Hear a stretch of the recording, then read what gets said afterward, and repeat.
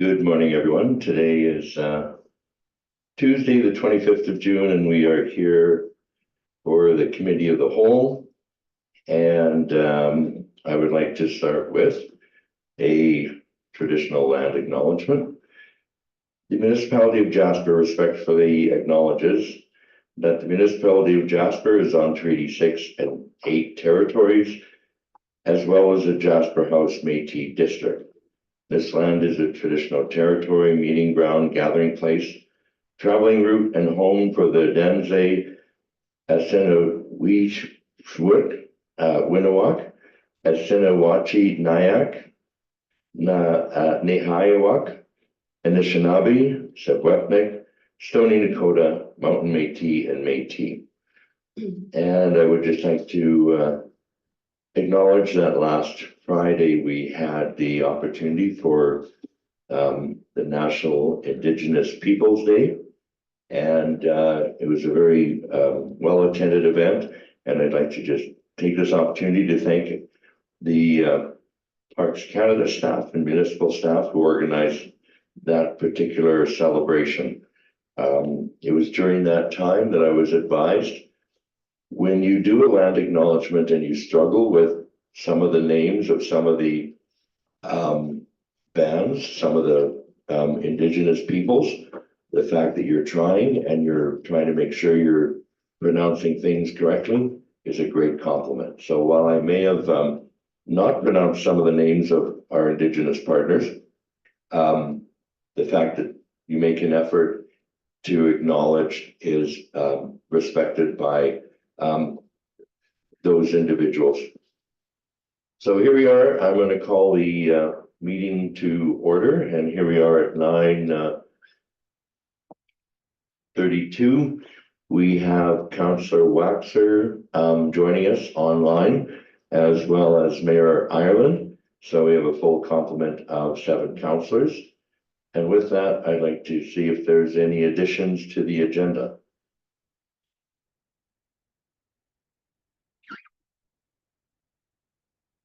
Councillor Demota? Yeah, just wanted to add something to the motion, the action list discussion, not necessarily, as official business today, just have a discussion with council and see where council wants to go. And it just has to deal with the renovation at the activity center.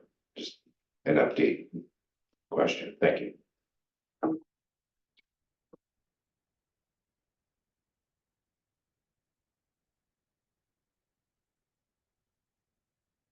So I'll add 8.1 activity center renovation question.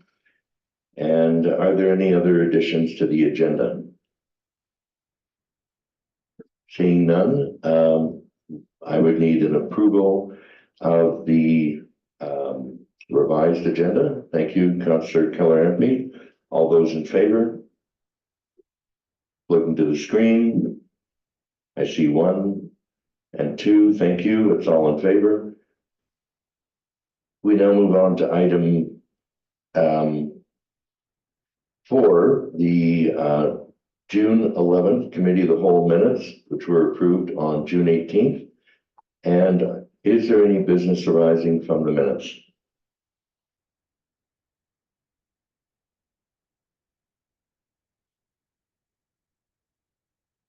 Seeing no councillors indicating any business arising from the minutes prior, I believe we do not need a vote, but I wonder if I might be able to ask Councillor Wilson.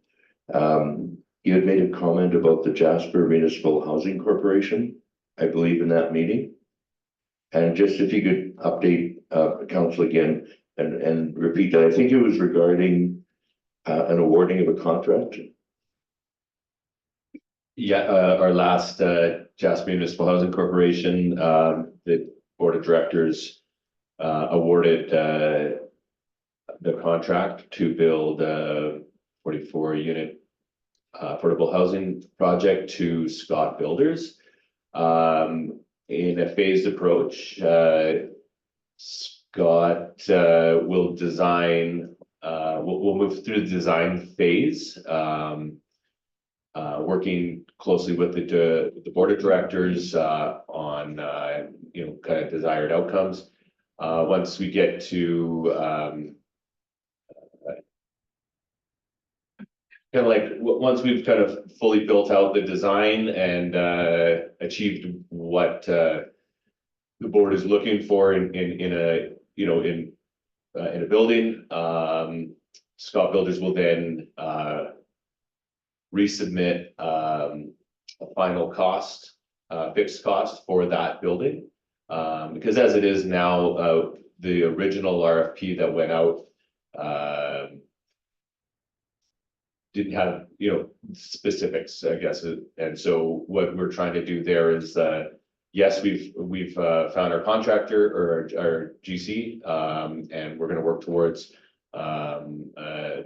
building design. Once that building design is concrete and drawings are both architectural, mechanical, and structural.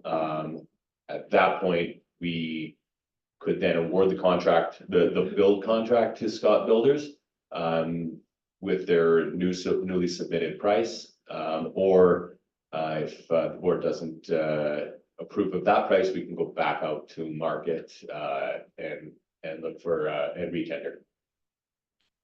Just looking over towards Mr. Given, he was also at that meeting. Do you think I got that kind of? I think that Councillor Wilson and Council, I think that fairly describes what the direction the board have given really was to advance the project. I think maybe the additional sort of level would be, I think the board's well aware that if the decision was ultimately to retender, that would probably add a year or more to the start of construction. Thank you, CEO Given and Councillor Wilson. I didn't mean to put you on the spot, but I think most appropriate information. I see Councillor Demoto would like to make a comment. I think Councillor Wilson performs very well under pressure. Me, on the other hand, not so much. Just on a topic there from the minutes, we had a couple of items referring to the transportation, to our local transportation and fleet. Somebody had asked a question yesterday, just on an item there from the minutes, whether our intention in the Jasper Transportation Strategy Action Plan under 4.1 there, and I'm sorry, I don't mean to catch everybody by surprise there, but there's an item there, 4.3, which indicates that we intend in good faith to work with our current transportation supplier for 3 years. And this item that's coming up, whether it's for a new fleet building or fleet itself, we're to work for 3 years. And this new initiative, if it goes through, is to start taking place after the 3-year period, or we transition to 3 years. It's not that we want to start from scratch once our 3-year contract is up, and that's why that item is in there for the future strategy. Does that make sense? Mr. Given. Deputy Mayor Melnick, I guess I'm not quite sure. So you're referencing something in the plan that was adopted in 2023? I had a question yesterday on why are we starting something so early when we have something in place, and the strategy recommends that we go through a 3-year full contract with our supplier. So I think that's the intention, is to fulfill that contract and phase in a new model as we're working with them. Is that correct? Deputy Mayor Malik, for Councillor Moy, yeah, I think that's a fair way to characterize it. Obviously, the strategy and action plan that was presented to council and adopted in early 2023 recommended the municipality enter into a 3-year contract to provide time for the municipality to apply for capital grants. Knowing at that time, we didn't know whether we would receive any or not. We were extremely successful in receiving and being approved early. That allows us an opportunity to move more quickly than we might have been able to if it had taken 6 months or a year or 2 years to actually receive any grants. Obviously, we wouldn't need at that time. The approach now, and as we get to actual implementation, as you can see, tendering, procurement, construction, for both the facility and the fleet themselves will take some time. And so it's likely that we will be very near the end of that 3-year contract by the time we have the ability to actually, transition completely to our own infrastructure, our own assets. So the goal was to start quickly, to be able to offer service in the same year that council adopted the plan, while the municipality sought grants, and then took all those other steps to build out its own opportunity to become the owner of the system. That's fair, and I appreciate you reading through the lines that you operate really well under pressure too. So that answers my question. I think that was quite clear, so I appreciate the input. Thank you. Thank you, Councillor Demota. I see there's no need for receiving these minutes or anything further. I would now like to move on to item number 5, and that is the delegations. And we do not have any delegations in the room for this particular part of the agenda. But I would like to remind the public that this is a portion of our agenda where the members of the community can come forward to address council on any topic that's on our current agenda.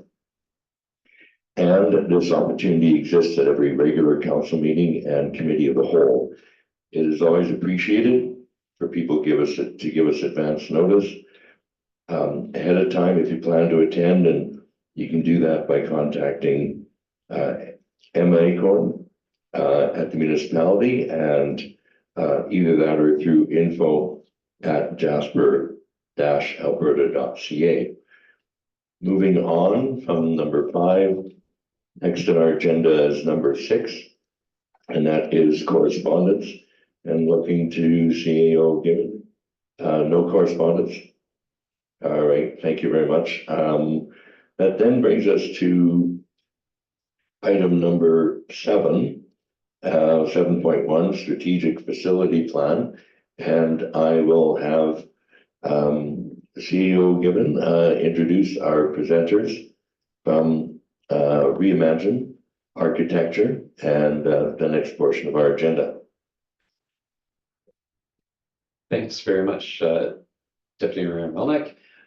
So today we have in front of you the strategic facility plan. The recommendation is the committee recommend council receive the plan for information and direct administration to consider the plan. Just to give a little bit of context to that recommendation, this is intended to be a guiding document. It is obviously very detailed, and I know the council only received it on Friday. I'm sure you've all spent the weekend going through it in detail. But I do want to provide that caution. While we'll go through and talk about the recommendations and the specifics in the plan, it is intended to guide administrative actions over a long period of time. It does not commit the municipality to any specific course of action or timeline, although there are recommendations there. So council can have confidence that this is a guidance document and that any items that would have budget impact would be subject to regular presentation to committee, council, presentation of budget discussions. So this is a forward-looking document that is intended to sort of assess our current state and make recommendations for how we might want to evolve into the future. Council approved in the 2023 budget $30,000 in capital funding for a space needs analysis. And administration issued an RFP for a strategic facility plan in March of 2023. And that RFP closed in April of that year. In June of 2023, council increased the total budget for the plan to $106,000, using $76,000 in MSI funding, as the submissions that were received in response to the RFP were both in excess of that $30,000 budget. Through the fall of 2023 and into the early winter, Reimagine worked with the municipal employees to really lead a engagement to understand our facilities. And Kevin and Rika are here to present an overview of the plan. Again, the plan in its entirety has been attached to the council package and is available on the municipality's website. Will be for the public to be able to review. But I'm going to turn it over to Kevin and Rika, and I will be your slide clicker, but I'll allow you to introduce yourselves and take it away from there. You got it. Bill. Mayor, Deputy Mayor, members of council, thank you for giving us the chance to provide this overview. As Bill had as mentioned, it is very detailed. We went through a number of variations on this plan to try to really package everything so it's very clear and sort of quick and easy to understand where the recommendations arise from. But we'll give a little bit of an overview as we go through. Just who we are. We're a company out of originally out of Edmonton. Both of us are from our Calgary office. We have a few other studios as well, and we are a group that our big thing is to create joyful journeys towards regenerative architecture. And when we look at a plan like this, we know this is a very long journey. Often it starts with a plan, it starts with a strategy, and we know that this, as Bill mentioned, is more of a guiding document that will adapt and change over time. We try to provide as much context as possible to allow for that journey to kind of unfold. But of course, we come at it from a lens of regenerative architecture, sustainability, and really trying to make sure that the future of facilities owned by the municipality are both sustainable as well as accessible, and all those kind of targets as we can move forward with adapting them to future use. Just really quickly on the process that was gone through. So Rick and I came in a little bit later in the process, so we weren't actually here for the fall engagements. We took it over from a colleague who actually had departed our company. But we're going through, so a smart start, you'll see a summary within the document about that. It's really a way of setting the stage and making sure that the scope of work that we're providing aligns with what is expected. And that was then followed up with site visits to really take a good look at the facilities and understand the facilities. This isn't a detailed facility evaluation in the more traditional sense, but it's really looking at ensuring that whatever recommendations we provide will be feasible within the context of the facilities themselves. So if there was a facility that really doesn't look like it should be maintained beyond 5 years, we wouldn't strategically suggest that we locate people there in 10 years, for instance. So it really is looking more at the overall condition as it relates to accommodating municipal staff and others. And then, of course, the in-person focus groups, surveys. We use a variety of ways of engaging people. Different people will provide information in different fora. They will provide, some people may provide information through survey, whereas others are more outspoken in this sort of setting. And so everything in between. So we try to really make sure we cast a wide net and really create a way for everyone to provide input. And then over the last few months, we've been working very closely with Bill to develop some of those spatial relationships and figure out ways at which municipal staff will be best accommodated within the existing facilities and maybe future lease space and other facilities as well, where the operations of the municipal business is really prioritized over necessarily kind of assumptions of where people should be and where they are currently. One of the overlays that we put to this is really benchmarking against design standards. There's a lot of text on that slide. I won't be reading through any of it. But this is really a screenshot from the document itself. A couple of the places that we really lean on for benchmarking would be the Alberta government space standards, as well as the GC workplace, the Government of Canada workspace plans. And both are very well documented and well, used within the various organizations, and actually provides a very good benchmark for how municipalities can also work within office space. One little caveat, we use these as guiding documents. They're not necessarily the standard we would apply very directly to, especially municipalities. Generally, the more local the organization, the more kind of hands-on approach to the residents within the community. And so the office standards do kind of need to be taken with a bit of grain of salt. So we definitely applied much salt in that way. One more overlay that we put onto this is climate and emergency preparedness. Obviously, wildfires being front of mind for a lot of people lately. We're both from Calgary, so even though it was 11 years ago, the flood still kind of looms pretty high on our minds as well. So looking at the different facilities and how they relate to being prepared for an emergency, so muster points, what facilities are available after emergency, what can be used as shelter in place, even if the highways in might be blocked off by a fire, and how supplies might be able to be stocked off. So ideas of providing more storage space and the like were definitely a consideration as we went through this, and making sure, of course, that clean water access is available. And again, we're from Calgary, so we're dealing with clean water access.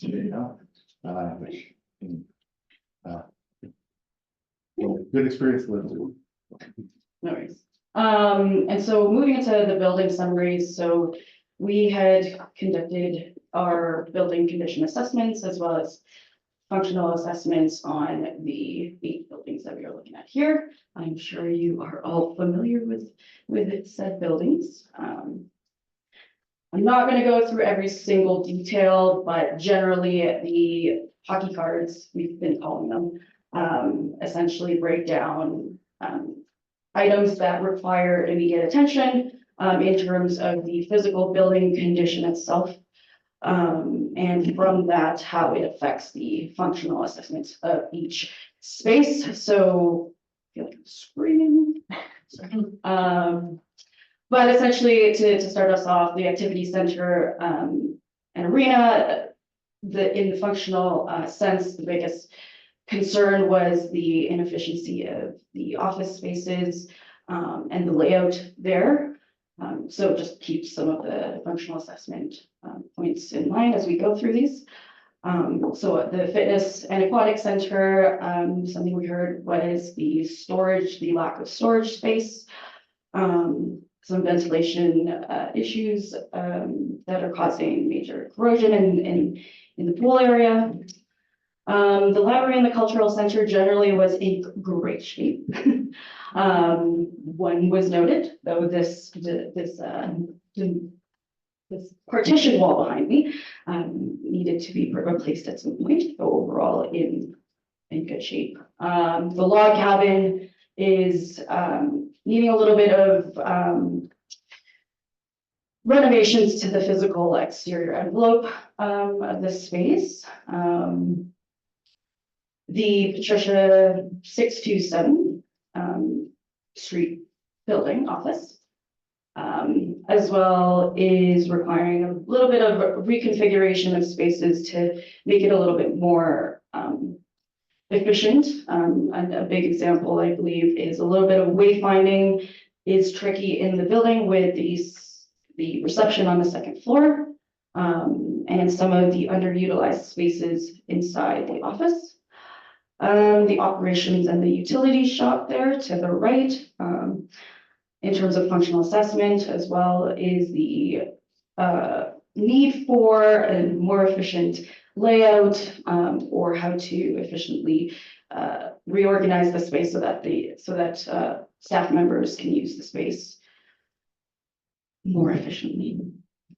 The bylaw enforcement services building, I believe one of the biggest things was its location being across the train tracks, and so access during needs for deployment, and obviously, as well as the current building's office space is requiring either an improvement and or just needing to relocate in general. And then the emergency services building, as we know, there are the plans to renovate the second floor suites to provide relief of space pressures in other buildings that we've looked at. I'll lead into this, but from this, we have done a little bit of, along with Bill, some scenarios that we've put together, and we've got 3 here, and I'll let Kevin speak a little more to that, though. Sure. Thanks, Rita. So when we're looking at the functional relationships, we're looking at this through a number of different lenses. One is really how it affects municipal staff and how they can do their jobs effectively. The other one is really visibility for residents and visitors and how they can find services that they require.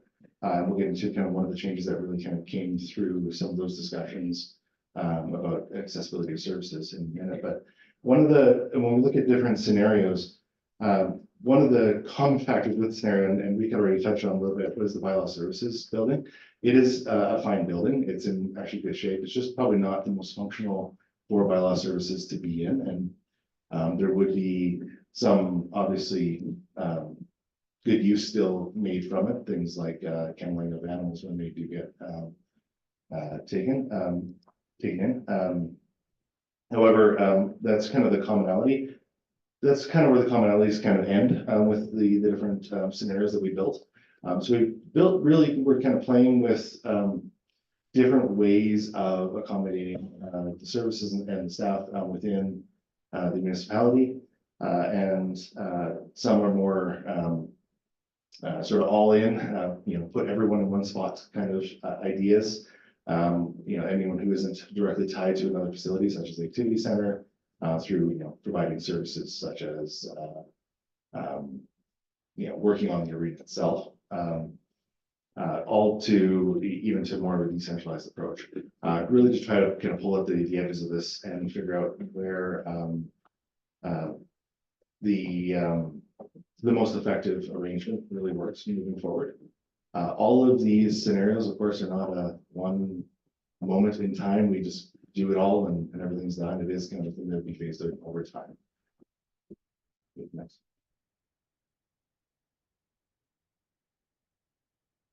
The most sort of recommended one was really sort of a hybrid of all the different approaches. So at one point in time, and what I referred to before, we had some discussions of relocating really anyone who is more of an administrative role, who is not directly tied to facilities like the activity center, really put them all in one centralized space.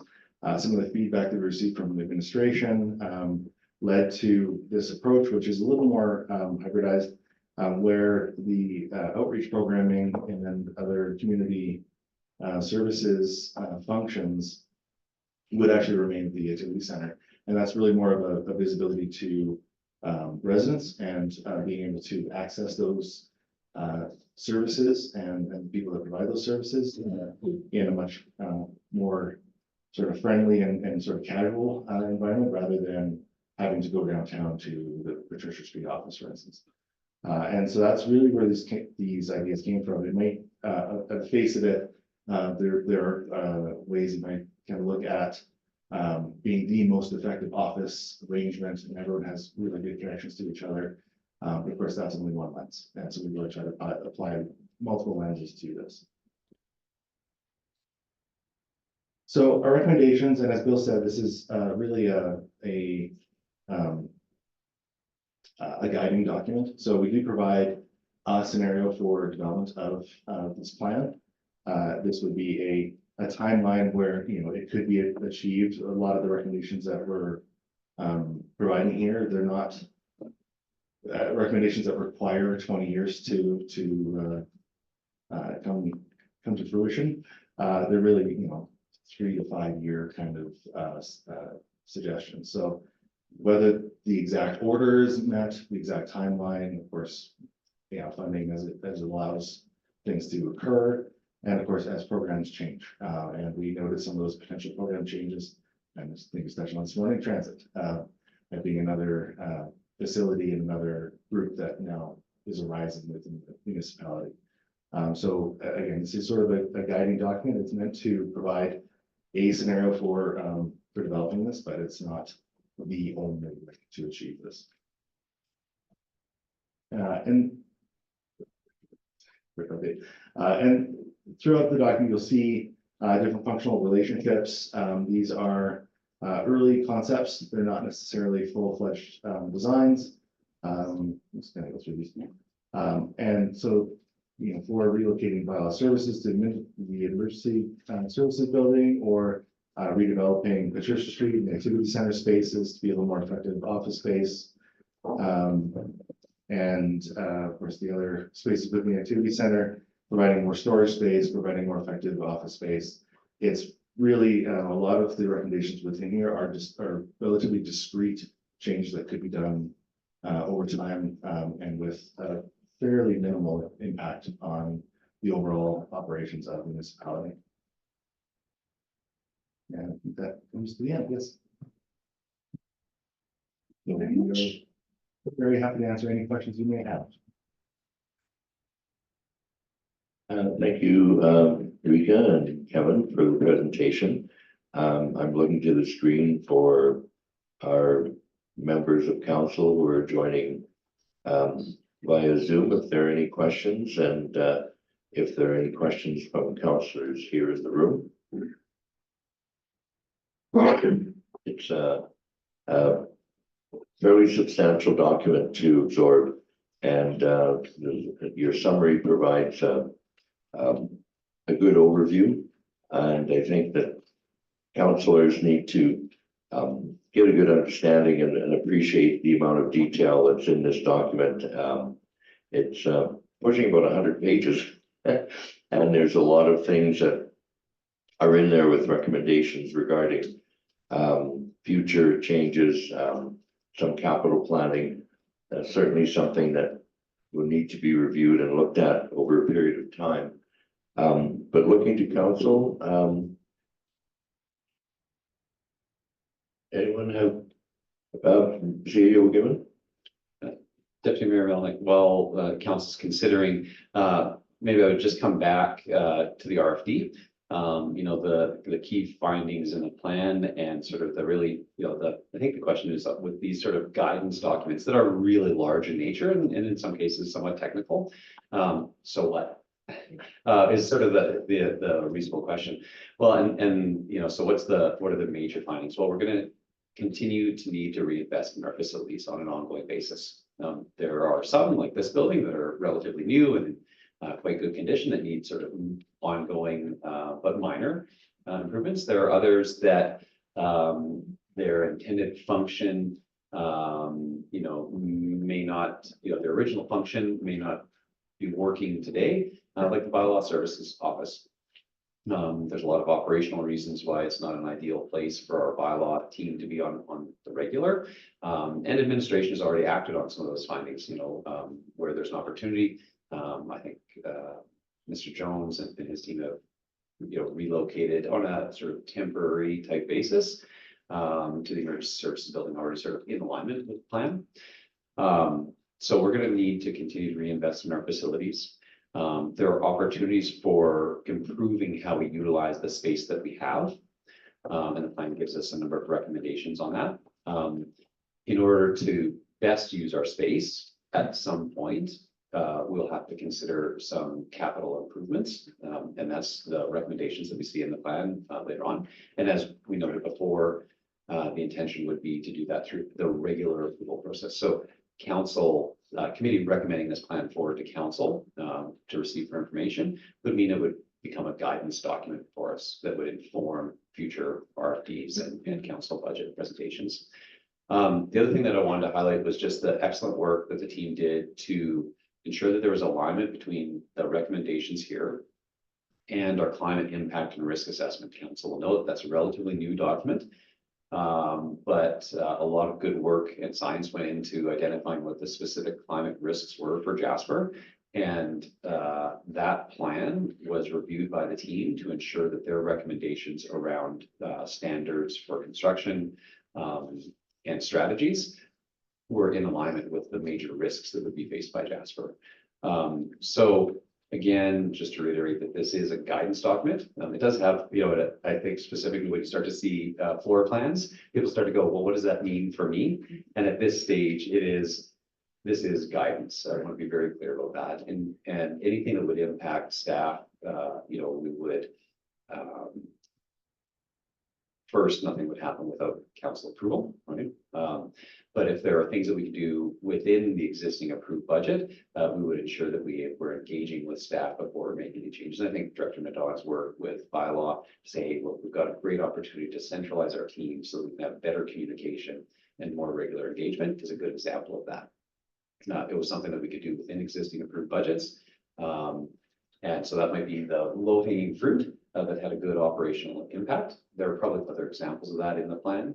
But there are other items that would be larger and would take a more concerted change management process where we would have to, as an organization, think through how we would handle transition and whether or not there'd be any operating or capital impacts. So Deputy Mayor Malik, again, happy to pass it back to you and council for any questions or specifics, but really the intention here is to see this plan acknowledged by council so that we can start to inform our future administrative recommendations to you. Thank you, CAO Given, and I see Councillor Waxer has a question. Good morning. I just wanted to, through you, Deputy Mayor Melnick, to CAO Given. I wonder what the status was of the lease on 627. If we have a long-term or prospects for a long-term lease before we ever considered any more capital investment in the building. Mr. Given. Thanks, Deputy Mayor Malik. So certainly we would want to ensure that we had a longer term lease in place before we made any decisions around capital. And again, just to reiterate, no capital decision will be made without council approval. So to make that clear, specifically for Councillor Waxer, the question around what is the status of our lease? It is actually expiring later on this summer. We're going through a regular renewal process and based on the findings in the plan that we are essentially short of space across the municipality. We're inquiring whether there's any opportunity to for the municipality to secure additional space within the provincial building.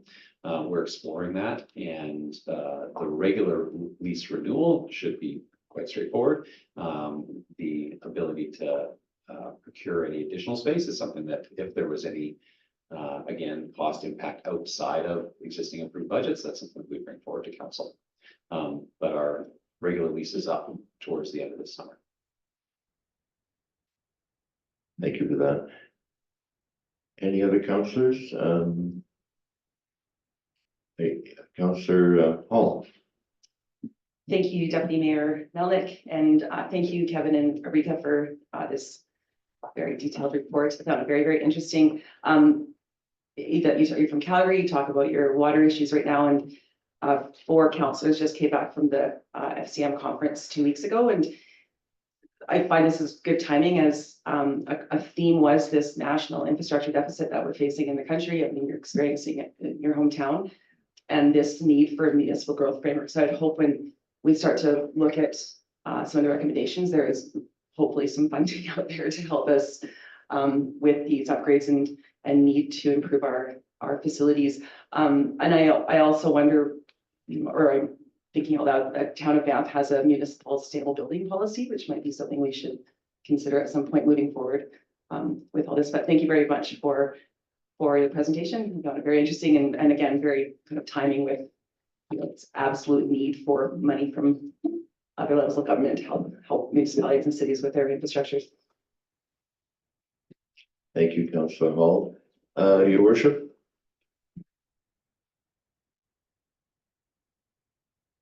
Thank you, Deputy Mayor Melnick. Um, Through you to the presenters, I join with Councillor Hall in thanking them for that presentation. My question is to Mr. Given. The report, as you said, Councillor Melnick, is substantial, 100 pages and a bit longer.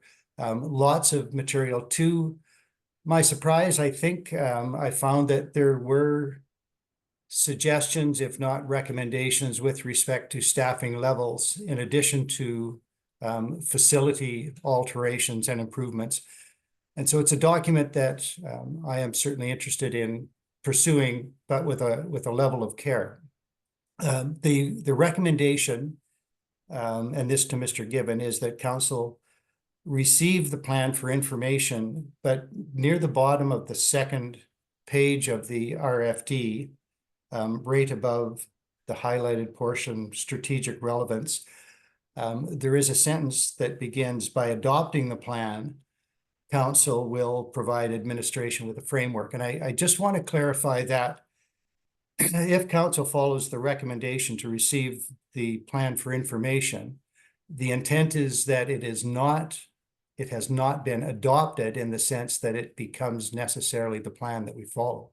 I think it'll be important that administration consider the plan and report back to a future committee of the whole or council meeting with respect to any steps that are taken, because it is such a large and complex document and will have so many other both intended and unintended consequences that I think we really need thorough deliberation for each step of this. So while I certainly support the recommendation to receive the plan for information, I'm curious about the wording that is in the RFD about adopting the plan.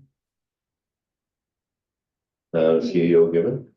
Deputy Mayor Melnick for Mare Island. So Mare Island, I think you really honed in on something that is a bit of a challenge in these kind of guidance documents. You know, the municipality in many cases will have a document that will guide, essentially provides advice to administration on things that we want to consider over a longer period of time. Some of them are quite technical in nature. I mean, the most technical will probably be in our utilities area. Council saw the water modeling study that was presented and adopted. I mean, a huge document, highly technical. And in that particular example, you know, we're not going to be coming to council with asking you to decide on specific valve size. This plan is maybe slightly less technical, but still quite technical in nature, and is intended to provide that guidance to administration. The difference that you're seeing there is sort of this challenge of, so we would like council to acknowledge that this is appropriate, but that, as Mayor Ireland said, there are many, many decisions that will need detailed discussion. Those decisions will happen over the course of a number of years. So that nuance is reflected in sort of these two different ideas of, okay, well, so is it adopting the plan or is it receiving for information? And you'll see that the recommendation that we landed on in the RFD is that council receive it for information, because I'm well aware that council in the past has felt some discomfort around recommendations to adopt. Well, does adopting mean that we've approved all the things in here? No, we're certainly not asking you that. And so I think what you're seeing is a little bit of that within administration and myself in terms of writing this report. You know, I think we could have said received for information in that second paragraph or, you know, towards the end. But the recommendation is the council acknowledge the plan by receiving it for information and then direct administration to consider the plan. Right, so maybe trying to split the best of both worlds there, where there's a formal council acknowledgement that the plan exists and council directing administration to consider the plan as we go forward and bring, you know, future recommendations to you. I certainly wouldn't see administration coming back to council with a detailed review and implementation plan of the strategic facilities plan, because this is really intended to guide, as I said, capital requests, operational changes over the next 5 to 10 years. So I don't think that there is a, coming back in 3 months with, okay, so now what? Then the now what is, we'll take this away. And as we we and future administrations continue to make recommendations to council, we should consider the recommendations that are in this plan. And the other thing I just wanted to highlight, Mayor Island, if there was somewhere that you saw that the plan was making recommendations around staffing, please point that out to me. I think it was to my recollection and my review, the plan really assessed the overall, what staffing does the municipality currently have? What staffing is under consideration and might need to be considered in future facility development? It doesn't make any recommendations. It was really if anything, an assessment of, okay, what's looking forward so we can ensure that we're not recommending a plan that's too small from the start, what might need to be considered. And so there are some references, obviously, around the transit facility. This makes an appearance in here. Some discussion about council's expressed desire to have more involvement in land use and planning, right? Obviously, both of those things, frankly, there's the potential that we'd have another physical building in the transit facility. There's the potential that at some point in the future, the municipality may need to have staff to advance our involvement in land use and planning. The new director position of urban design and standards is an example of that. So Reimagine, when they're engaging with staff, wanted to ensure that they had considered any potential future action, so they didn't come to us say, well, you're totally fine for any, because these are the number of people that you had in September of 2023. It absolutely needs to be forward looking to say, okay, based on what you're considering in terms of development, here's some things that you should think about as you progress. Thank you, Mr. Gibbon. Your worship, further questions? No further questions. Thank you, Councillor Melnick. I asked the question just to confirm a level of alignment between council when it makes a decision in a week or so and administration. And I think Mr. Gibbon did a good job of providing me with that sense of alignment. And with respect to staffing, the one that jumps to mind, and I wasn't able to mark up the 103-page document, but I recall in one of the focus sessions with staff, there was discussion of the need, for example, for more lifeguards.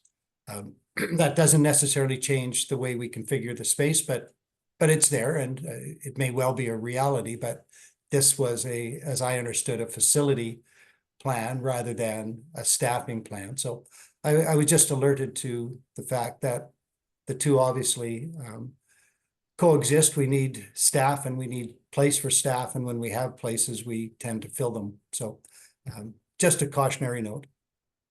But that was my only question. Thank you. Thank you, Your Worship. Other councillors? Councillor Wilson? No? Okay. I have a question that just for an alignment of the timing of this report with focus group sessions occurring in September of last year, and specifically how recommendations in this report relate to our current renovations at the activity center and aquatic center, and how closely this report is aligned to what's happening on the ground today, because a lot of things were discovered in construction since that time, and there may be some recommendations in this report that have already been addressed. And I think it'd be important to, especially for these two buildings, to have a little more clarity as to some of the recommendations that are here. Deputy Mayor Malik, I'll certainly throw it over to Kevin if he'd care to answer as well. But my perspective would be that this is a point in time snapshot. So, for example, I think if we looked at the photo of the log cabin that's in the report, it shows the cedar shake roof. Well, that's been replaced, right? Like our administration isn't sitting waiting, to get the plan to end all plans before we take any action. There are obviously actions that need to be undertaken, and that happens on a regular basis in improvements, small and large. Obviously, the activity center renovation would fall into the large category, and so there are lots of actions that have happened since the team analyzed the building. So I don't know if Kevin wants to address that, but I certainly wouldn't expect that it would, if we were trying to constantly revise the plan to recognize improvements that have been made, we would never end up with a plan or a document because it's under continual revision and improvement. Kevin, anything else that you want to say? Yes, thank you. Deputy Mayor Melnick, when the plan started, obviously the activity center plans were already underway. So it's a really good example of one where we knew what the future held and we were trying to really plan as though that had already been completed. So when we were trying to put our lens on that building specifically, we knew that things were already ongoing. Obviously the log cabin roof is one good example that we actually I think we have to modify things a little bit to make sure that we don't say reaching to the roof because it already had been done. So yeah, it is definitely a snapshot in time. However, we do try to project out when there are current activities underway. So when we were really looking at the floor plans, for instance, of the activity center, we were taking the design floor plans provided by the design consultant that is currently working on the project. So we're trying to have a bit of a snapshot, but also try to pull in anything that is very much known within that snapshot. So it's sort of from September to the end of anything that we know is about to change. That is really the lens that we try to put on. Thank you for that, Kevin. Councillors, any other comments? And I'd like to, I think, welcome our presenters for the first time in our council chambers. We're included in the visual for people who are looking, and you were part of people could see you live. So thank you for your cameo appearance. In summary, would you like to make any closing remarks to council regarding the discussion here and the presentation of the report? Yes, thank you, Deputy Mayor. The only closing remarks that we probably add is appreciation for working with Mr. Gibbon and everyone else within the administration and having very direct and candid discussions. And I think the document in reference to the length of it has been made a couple of times. I think without some of that collaboration between us, it might be much longer. And so we were able to try to create something that is a little bit more digestible. And so we really appreciate that collaboration. We really appreciate the ability to be here today. Thank you, Kevin. Councillor DeMona. Or just to add some levity, I thought I would get through a whole meeting today without somebody mentioning hockey, and then right off the bat, hockey cards, and I'm like, I would think maybe only Florida people would be mentioning that today, but of course, being Calgarians, you gotta throw the jab in there, so I take that with a grain of salt. Thanks a lot, thanks for making the trek up. So councillors, we have a presentation, and thank you both Rika and Kevin for the presentation. And I believe we're looking for a recommendation to council based on the conversations that we've had in the presentation. And do we have a councillor ready to make that recommendation? Councillor Hall. Thank you. So we have a recommendation that council receive the strategic facility plan for information and direct administration to consider the plan based on the conversation that this is very clearly a guidance document. And I'll ask for the vote. All those in favor? And I'm waiting for one more vote. And that is 7 for the motion. Thank you very much. And thank you for the presentation. Okay. So, ladies and gentlemen, that takes us to item 7.2. And I will ask, I believe, Director Melanchuk to present the item on the 2022-24 utilities receivable write-off request.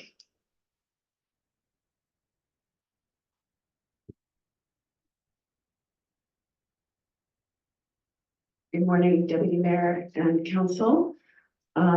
Thank you. Yes, I'm just going to start today with a bit of the background on why we are coming today with this request for decision.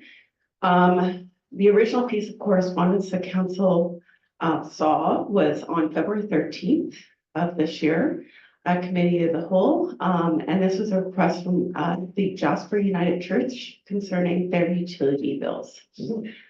Then on March 12th, Committee of the Whole, there was a recommendation, or sorry, a motion that committee direct administration to set up a utility workshop to review the current model within the next 3 months, and that committee tables that request until the workshop. This workshop was presented to Council on June 18th and is thus now coming before committee to discuss the initial requests for that request for decision on March 12th, and to go over the information received during the workshop. So all of the information that you have in your package here within the context of the RFD or the attachments includes all of the information that we went over with Council on that workshop. So today there are some recommendations and also alternatives that Council has before them. So the recommendation is that that committee direct administration to assist the United Church in exploring alternative solutions for the largest meter connected to the property, and that committee direct administration to maintain the amount of $10,586.88 as a utility receivable and develop a payment plan for the United Church. There are alternatives listed as well. I won't read them all out to you, as I'm sure Council has had time to review those. Just also some extra information to go over some of the workshop material that was presented. So as a highlight and a refresher, our water and sewer utility billing model is based off of connection, consumption, and capital concepts. So the CCC rate model. The fees for the connection and capital charges are directly related to the size of the water service and meter at the property. So the discussion that is being had today is mainly about the United Church and the McCready Center. So also in history, they have been paying for consumption and for one connection of the smallest meter and 2 capital charges of the smallest meter since the change in the process that occurred in 2022. So this has left their account in an outstanding amount of $10,586 over the course of the 2 years, just over 2 years. So below in page 2, there's in the middle of the page, page 2 of the request for decision, there's a summary of what the United McCready Center and their residents looks like in comparison to the other churches and residences that they have within town. So you can see that, yes, they are paying substantially more. This is based on the meter size that sources the property. And although administration doesn't have complete information, the larger service size was likely a requirement at the time of development. Also, their size is quite significantly larger than most of the other churches that you see on the listing there. So we'd like to note that it's actually showing the CC model is working as intended. A property with a larger service size is making a larger contribution towards improving and maintaining the infrastructure that serves the property. While it may be modest, the church does have a source of revenue generating the potential of this building itself. There are 37 account holders within the municipality that have more than 1 meter. And of these, just 7 are similar to the United Church and having different sizes. Later on in the package, you can see that we list those 7, and you can see the sizes of the meters and how they what they pay, basically. If all of these accounts were to pay at the cost of the smallest meter, because now they pay at the cost of the largest meter, the loss annually would be around 37,000 as it stands right now. But obviously, if this were to occur, then we would have to look at the model itself and have to readjust the fees so that we weren't losing that revenue. And basically, as you can see, if you scooch down to page past the letter from the United Church as one of the attachments, you can see that we give a 4-year comparison of revenue to the budget and how it's changed over the years. In 2021, you can see with our consumption model that we did not make our budget. So we were sitting at 80%, 87% of our target. It's really hard to predict what we will be able to recover by consumption alone, as we do not know what people will be using, and residents as well as commercial properties and what they'll be using.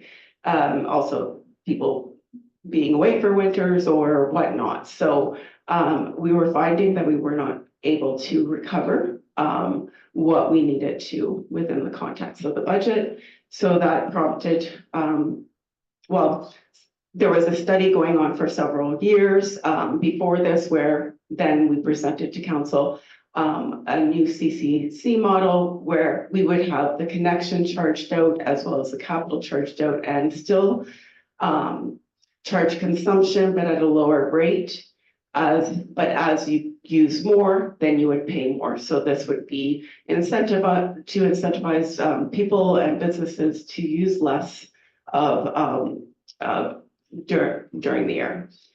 So you can see in 2022, we were able to recoup our budget as well as a little bit additional funds. And then in 2023, we were able to fine tune it a little bit better. And then in 2024, we've given you where we are at the moment. Now, please remember that this was January to April, so only 4 months or 2 billing periods. So at 33% of the year, we were looking at about 27% of the budget recovered. However, where things start to amp up is in the summer. It'll go over our projections, and then it will pull back as it gets slower in October, November, December again. So it has been working, and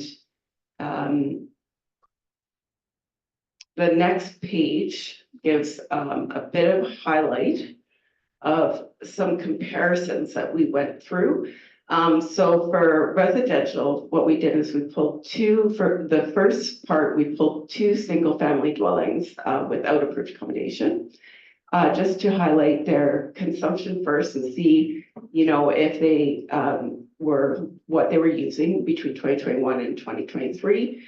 And for instance, the second property, Sample D, that you see on the property went down, but they were very comparable in their 2-year per month change. So, you know, and around the $28 mark. The next samples that we pulled were samples C and D. These were dwellings with approved accommodation. And you can see one approved accommodation actually went up. However, one sample D went down substantially. So their change from sample C was about $34. Sample D was at only $6 on their 2-year per month change. So that property might have put in some measures to reduce their water consumption, or they might have decided to not operate as much within their business. Hard to say. But that's the two that we pulled in and gave us some interesting figures.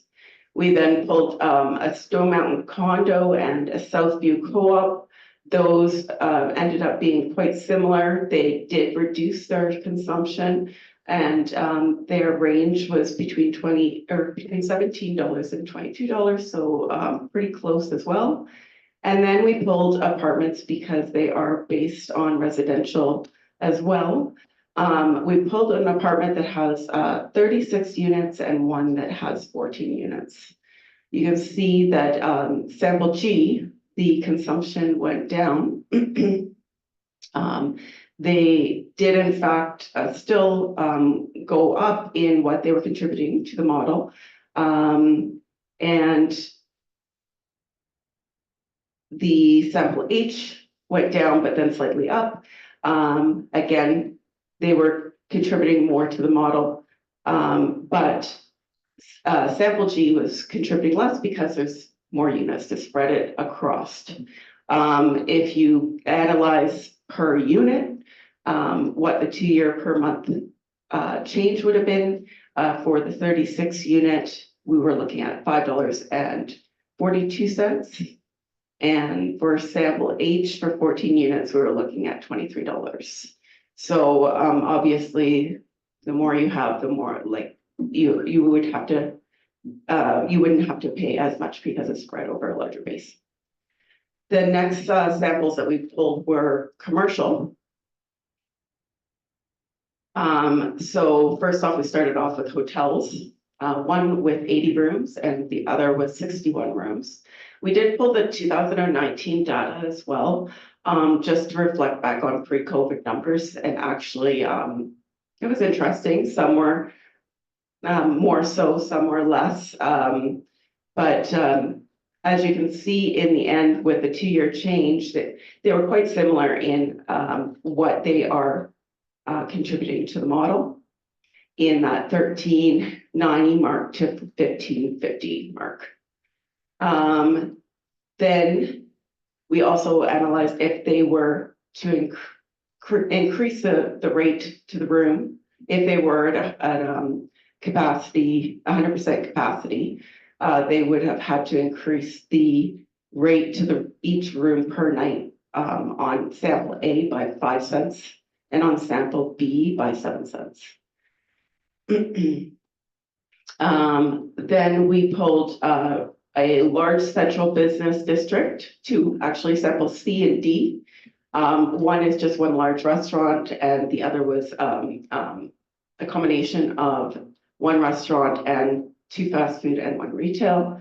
And you can see that they're quite close in numbers as well, between 465 and 632. Now that was divided, the sample D was divided by 4. If you divide that by 3, because I'm sure that the retail probably doesn't even consume that much water or produce that much sewage, it was very close in that $600 mark. We pulled 2 smaller central business district businesses, and their change was different, quite different. One has the residents attached to it as well, but they did see a decrease over the 2 years, whereas the other sample you see goes up. And the S block samples, we found quite similar in the 34 to 54 mark.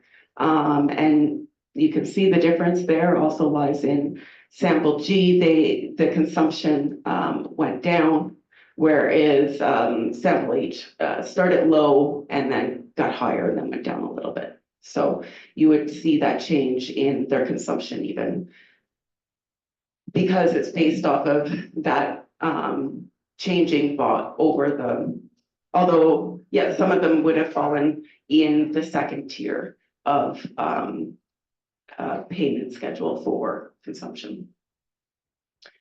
As highlighted before, I said that we would speak to the properties with more than 1 meter of different sizes. So here is these samples, and because we are speaking about the United Church, we did keep that name on the listing and removed all for privacy sake. But there are the connections that you can see that some of the properties hold. And that is it for a summary of what we went through in that workshop, and I am available if there are any further questions to the request for decision presented to committee today. Thank you. Thank you, Director Malinchuk. Very extensive presentation and comparisons. Councillors, any questions for Director Malinchuk? Councillor Wilson? Sure, it relates more to the United Church specifically, and the recommendation suggesting that the administration work in exploring alternative solutions for the property. I recollect that, you know, in previous conversations about the United Church, we had suggested that they could be actively finding solutions themselves. And I think the public's aware that if you reduced your line coming in to your property to a smaller pipe, you could then go with a smaller meter, which would correlate to savings. So I'm just wondering if the United Churches have gone out and engaged with the plumber to find their own solutions. CEO Given? Deputy Mayor Malnick for Councillor Wilson. So we absolutely have seen some customers take that opportunity, you know, and I think it's a good example of how the new rate model is impacting customer behavior. They're looking for ways to find savings, and we have seen some customers who looked at their properties and said, hey, I don't need to have this larger service. There's a process of investigation that's required, which includes safety codes and fire. And so I think potentially more sophisticated property owners might have the capacity to do that. So the administrative recommendation here is essentially, if council wishes, administration could assist the United Church, recognizing that the church is, you know, largely volunteer supported, might not have the same capacity. That said, absolutely, they could independently go and do this research because we've seen other customers do that. So the administrative recommendation here is just maybe more recognition of the role that the McCready Center plays as a semi community building. A lot of community events happen there, and if council wished administration to do a bit more, provide a bit more assistance in recognition of the role the facility plays in the community, we could absolutely do that. There are alternatives there, of course. You know, council could say, you know, they're a customer and they should have the capacity to figure this out on their own, because others have. Administration wanted to sort of demonstrate a bit of an acknowledgement of the role that the property plays, and that maybe we could provide some additional assistance. So to date, they have not done any investigation. Deputy Mayor Melding, not that we were aware of, but certainly, you know, they may have, but not that administration is aware.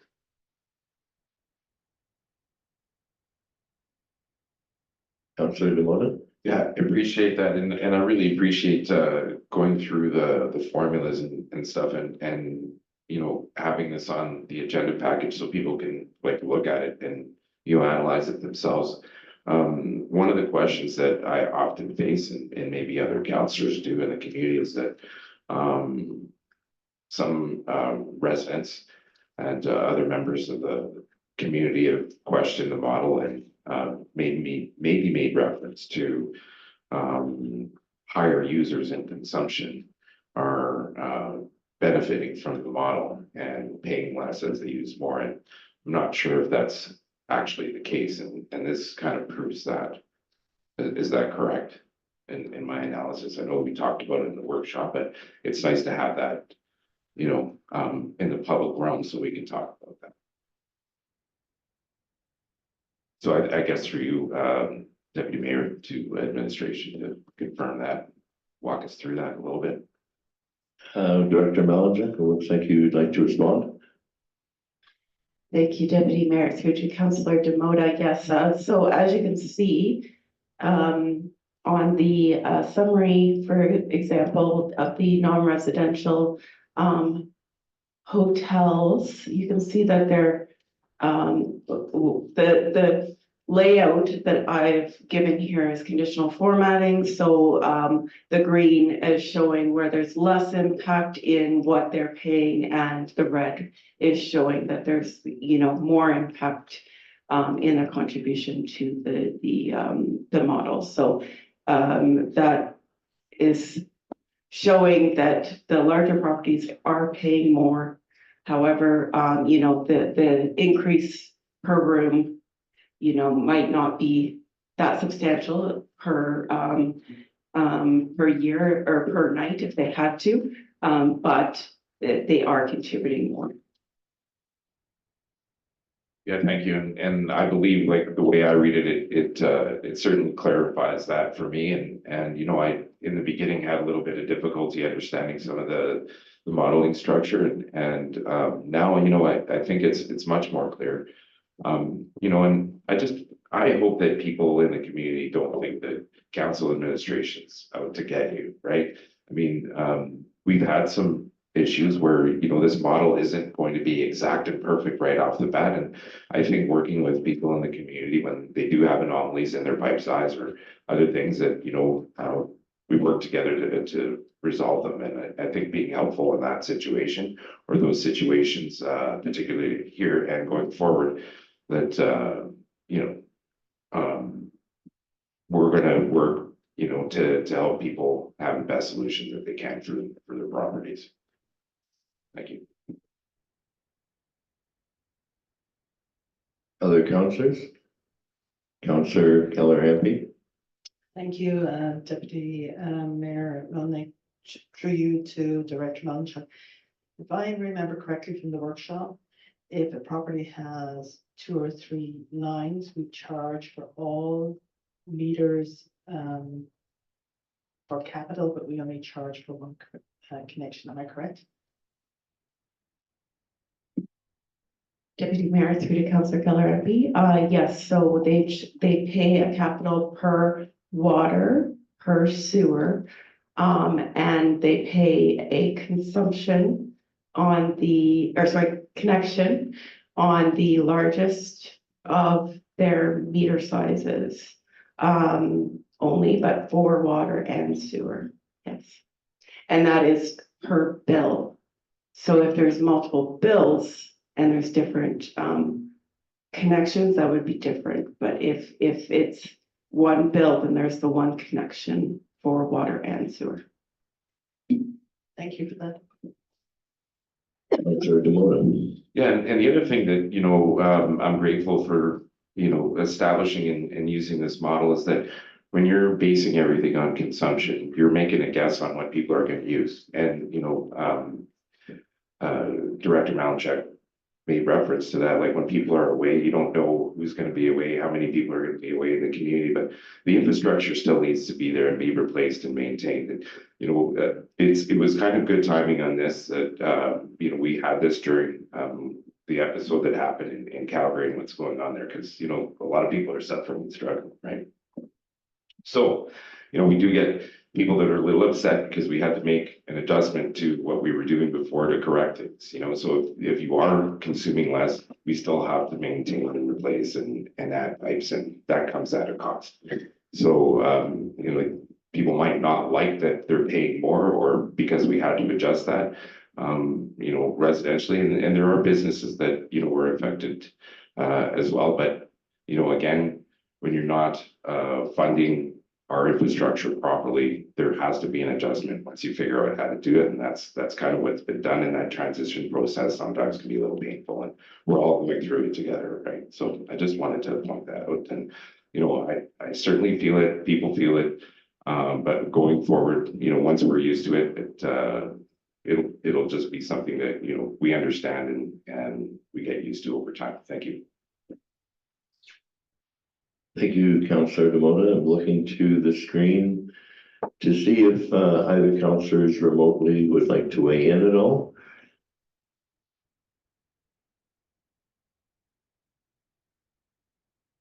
All right.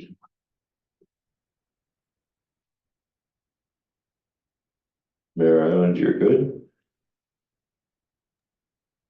I am for now, yes, thank you.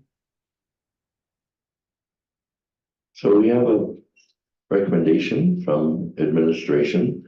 One thing I noted here is that there were 7 different entities that are similar to the United Church, and they could entertain obtaining a plumber to reduce the meter size, which would then be redistributing some of the capital costs throughout the community, if I read this correctly. Yes, Deputy Mayor, if that were to occur, then we would have to analyze and ensure that we're still basically still able to come up with the budgeted revenue for the year. So if there was potential for all of those changes, then yes, we would have to redistribute the fees to collect all of the revenue.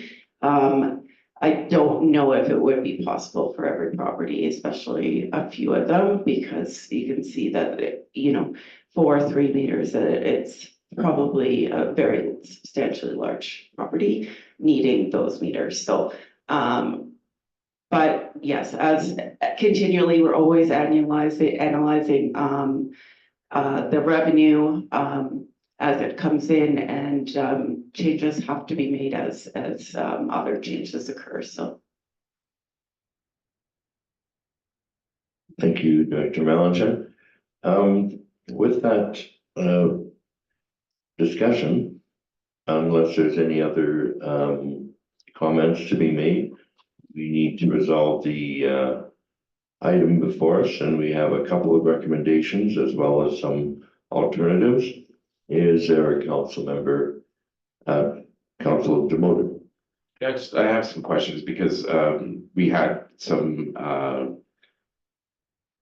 ratepayers, I guess, that made adjustments, and we might have others that, you know, have an anomaly in the system there. Are we aware of more connections that might have oversized pipes in the community, whether they're residential or business, and are we looking to explore working with them as well? Because that's a valid question, right? Deputy Mayor Melnick for Councillor Demota. So I would say no, the municipality is not aware. That would be up to an individual property owner to go through safety code inspection, fire inspection, check building or like code requirements. The municipality, certainly at the finance and administration level, doesn't know the details of construction and use of a property in the same way that a safety code inspection would be able to do. So this would be one of those examples of where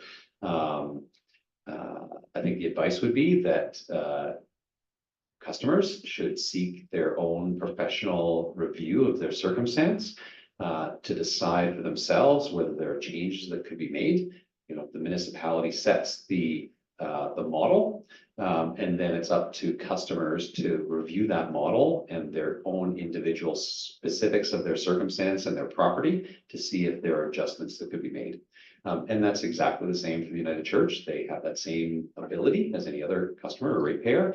And the recommendation in the report, again, if council chooses to, to act on that, is really a bit of a, well, could we do something additional to support the church? Recognize that community use of that facility.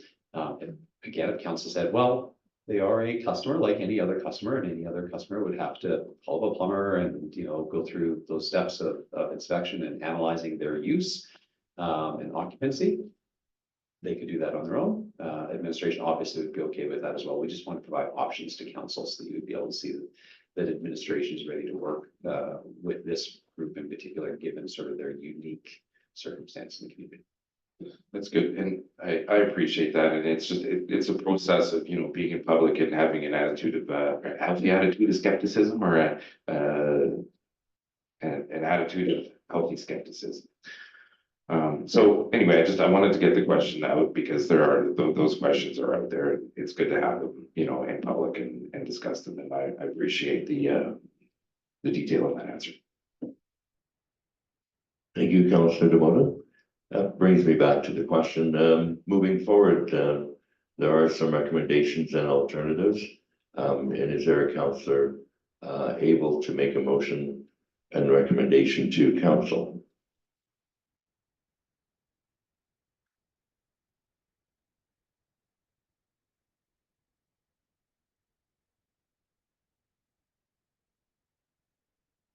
Deputy Mayor Melnick, maybe it would be helpful, just as administration, if I could review the practical implications of the different alternatives. The practical implications of the different alternatives. So the recommendation that's in the report, the first that can direct administration to assist the United Church, I think practically that would be us maybe engaging a plumber on their behalf or identifying to them who they should be talking to.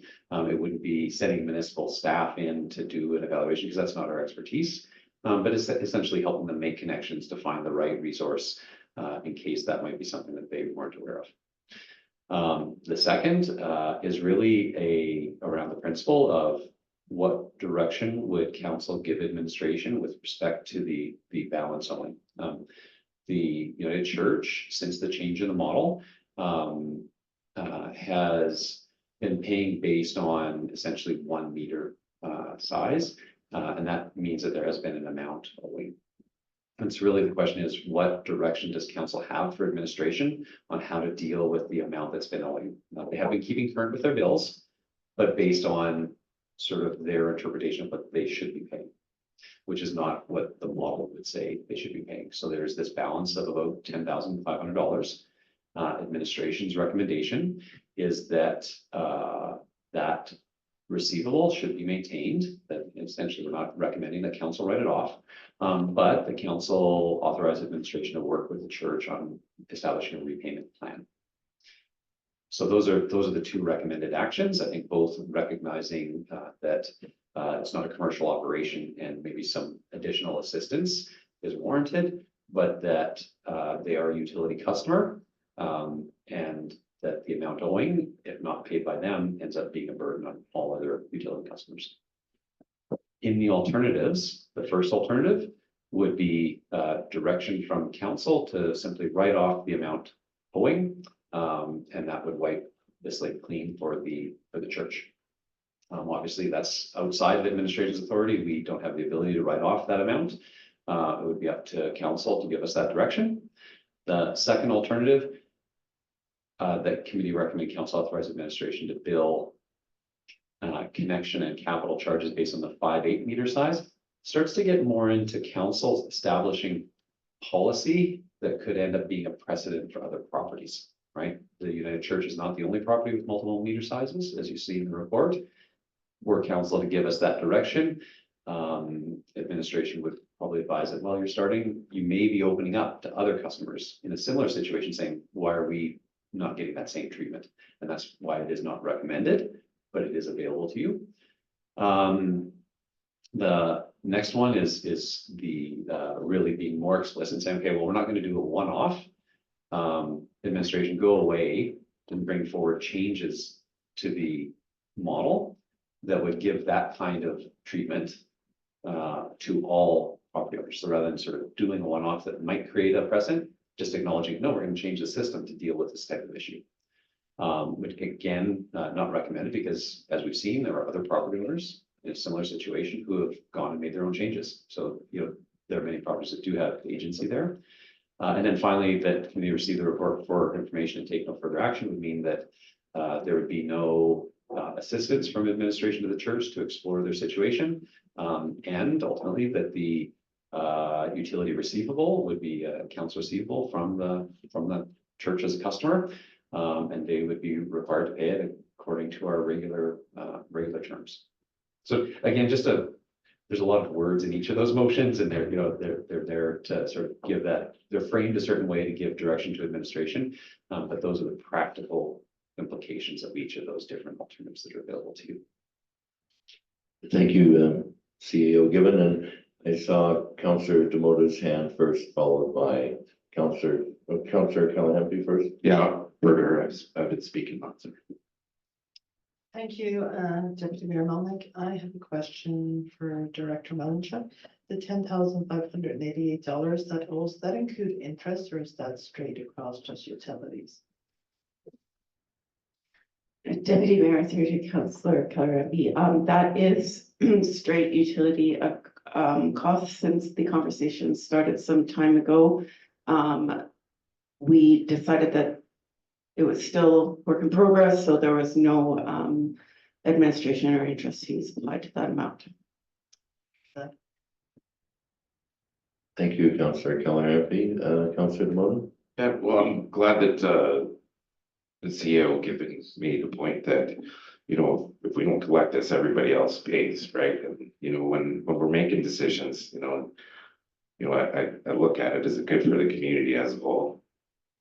What are the costs? And is it the right thing to do? Well, I believe, you know, it's healthy in our community to have faith-based organizations. Like overall, our community health is better for it collectively. But, you know, if this was a hotel, another business, or, you know, an apartment building, we probably, you know, look at it a little differently. So I can see why we're a little hesitant. I appreciate our CAO, like, walking us through this a little bit so that we had more time to analyze it. You know, things are different when you're at home and you're looking at an agenda, and then when you get up here and you're like, okay, what are we gonna do? So anyway, I'm still kind of on the fence with this one. If anybody wants to show some leadership and move forward, I'm willing to debate it. Thank you, Councillor Demota. Councillor Wilson? There was some talk about the church being a community group, you know, based with volunteers, but it is also the United Church of Canada that we're talking about, and they're property owners across Canada.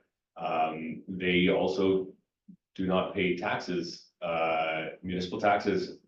I'm looking across the table just to confirm, but I think that that's the truth. This is just the cost of doing business, and if your business is faith, then I think you still have to play by the rules, and they have also had the opportunity to seek alternative solutions, and they haven't. Feel pretty, you know, heavy-handed here, but I think that I would make the motion that committee direct administration to maintain the amount of $10,586.88 as a utility receivable and develop a payment plan for the United Church. So we're working with them. We're not demanding it immediately, but I think the United Church of Canada can afford this change and pay their utility bills. That motion. Yeah. All right, I'll go to Councillor Keller MP and then maybe get clarification after your comments. Thank you, Deputy Mayor Melnick. I thought each church in each town were responsible for their own bills. I may be wrong on that, but I think that's how it normally works. I agree that, you know, put a payment plan in place, but I also think, you know, a lot of the members of the United Church are quite senior. A lot of members have passed away. They don't have a huge congregation. And I think, you know, the United Church, the hall and that is very important in our community. And I think if we can help them as a municipality to find ways to reduce the water bill, I think it goes a long way. So I'm in favor of the recommendation, both that we explore alternative solutions for the largest meter connected to the property and we set up a payment plan. You know, I mean, I agree, the rest of the town shouldn't have to pick up the burden. But I do think we need to help them. So with that, Councillor Keller raised a point that I wanted to clarify for Councillor Wilson. Did you wish to include the first bullet point as well? Okay, so your recommendation is that committee direct administration to maintain the amount of $10,586.88 as a utility receivable and develop a payment plan for the United Church as a standalone recommendation to council. That's correct, and you know, then gives the opportunity for another council to make another motion as well. Thank you for that. And I see Councillor Waxer looking to make a comment.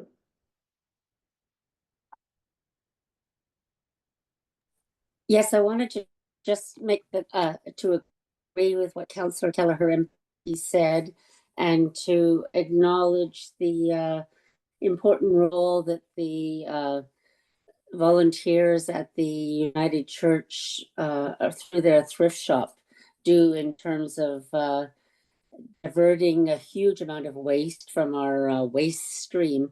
I know that through the church law, through the thrift shop, so many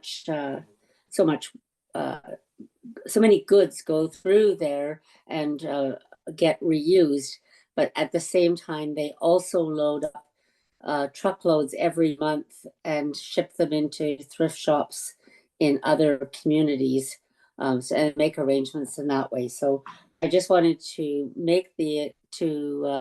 acknowledge the work that they do in terms of the environmental well-being of our community. Thank you, Councillor Waxer. Any other comments on the recommendation to council at this point?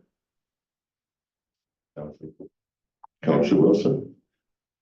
Yeah, just to take the opportunity to close it, I would just like to suggest that in no way am I downplaying the benefits of the United Church and their volunteers in the community. I think that a lot of great stuff happens in that building and with the work of many volunteers. So I just wanted to make sure that that's not what I am suggesting here. The motion just suggests that as I think the municipality should maintain the receivable and work towards a payment plan with the church. Thank you, Councillor Wilson. With that closing, I will now ask the question. All those in favor of the motion?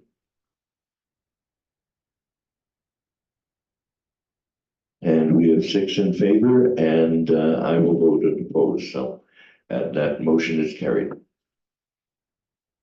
Councillor Keller-Hamby. I'd also like to make a motion that committee direct administration to assist the United Church in exploring alternative solutions for their large meter connected to the property. Thank you, Councillor Keller-Hamby. Any discussion on the motion? Councillor Wilson. Sorry to do this, but it would be a question to administration to, just to clarify that motion. Does that proposed direction suggest that the municipality would pay to employ a plumber to come in and inspect, or would it be in employing the inspection group to come and give a review?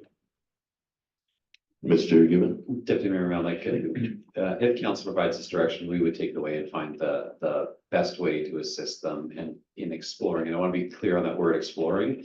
I think our assistance would be limited to identifying what's possible. And maybe that would include the municipality covering the cost of an inspection or an analysis from whoever the appropriate expert would be. I imagine that would be nominal and able to be included within current operational budget. The implementation of any change is not contemplated here. And so if there is a change that's possible, administration isn't suggesting that we would be doing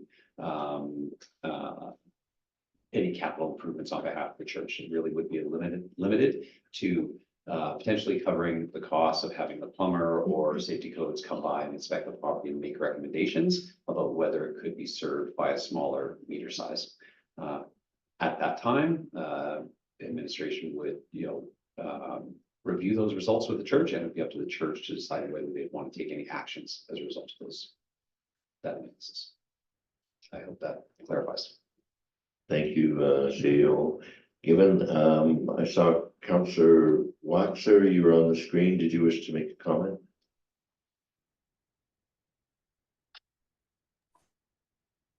Not at this time. Thank you. Any other comments to the motion? If not, Councillor Ampey, do you wish to make a closing comment? I just think they do so much work in our community, and the United Church is important, as Councillor Waxter pointed out, although they do with the thrift store and for that assists our community, and they need some help, so I think we should put them. Thank you for that. And with that, I'll call the question. All those in favor of the motion? And that's carried 7-0. Are there any other motions or items to consider with this particular agenda item? Seeing none, we're now at 11:12, and I would like to take about a 8-minute break. We'll come back at 11:20, and at that point, we'll be able to advise individuals how we're going to proceed, if we'll be working through lunch or if we'll be adjourning. There are councillors that have commitments for a short time, but we will still have quorum and we could continue. But for the moment, we'll adjourn until 11:20.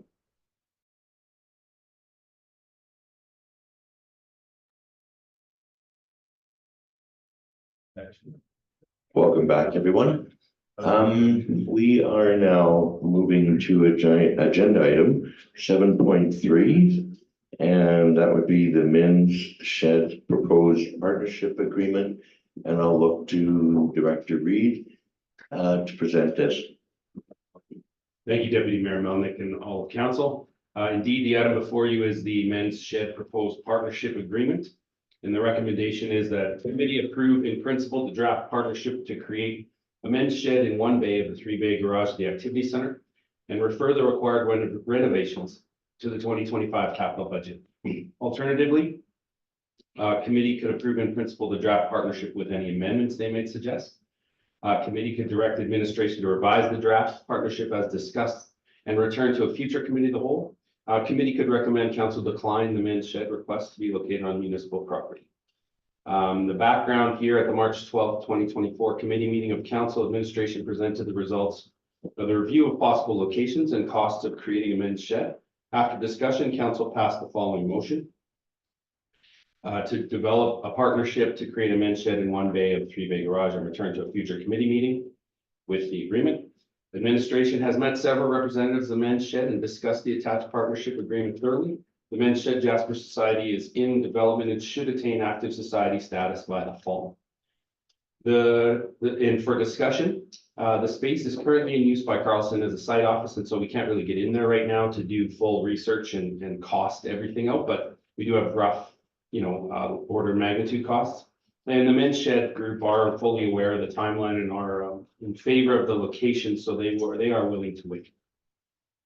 Estimates to bring the space up to code for this type of use are in the $30,000 to $40,000 range, not including all of the equipment in the men's shed hopes to install. And I'll just be clear about that. That's a reduction from what you saw originally, because originally we were considering water, considering a bathroom.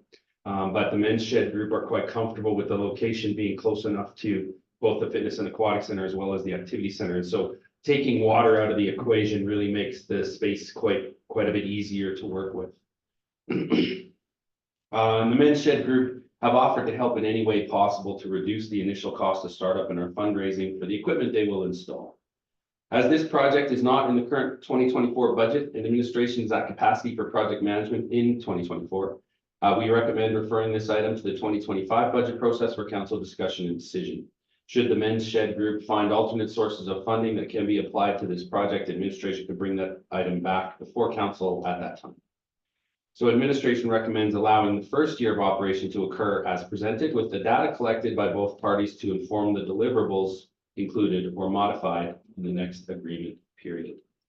There are, of course, several aspects of strategic relevance. The Men's Shed throughout the world has been shown to really help with mental health of seniors, men's specifically, and so all of the opportunities created by having a men's shed in our community will, definitely take proactive steps to reduce the risk of people becoming vulnerable, promote and enhance recreational cultural opportunities, enable and facilitate events that provide opportunities to increase community connections, leverage and create opportunities for greater inclusion, and welcome the expertise, innovation, creativity, and commitment of community members, groups, associations, and businesses.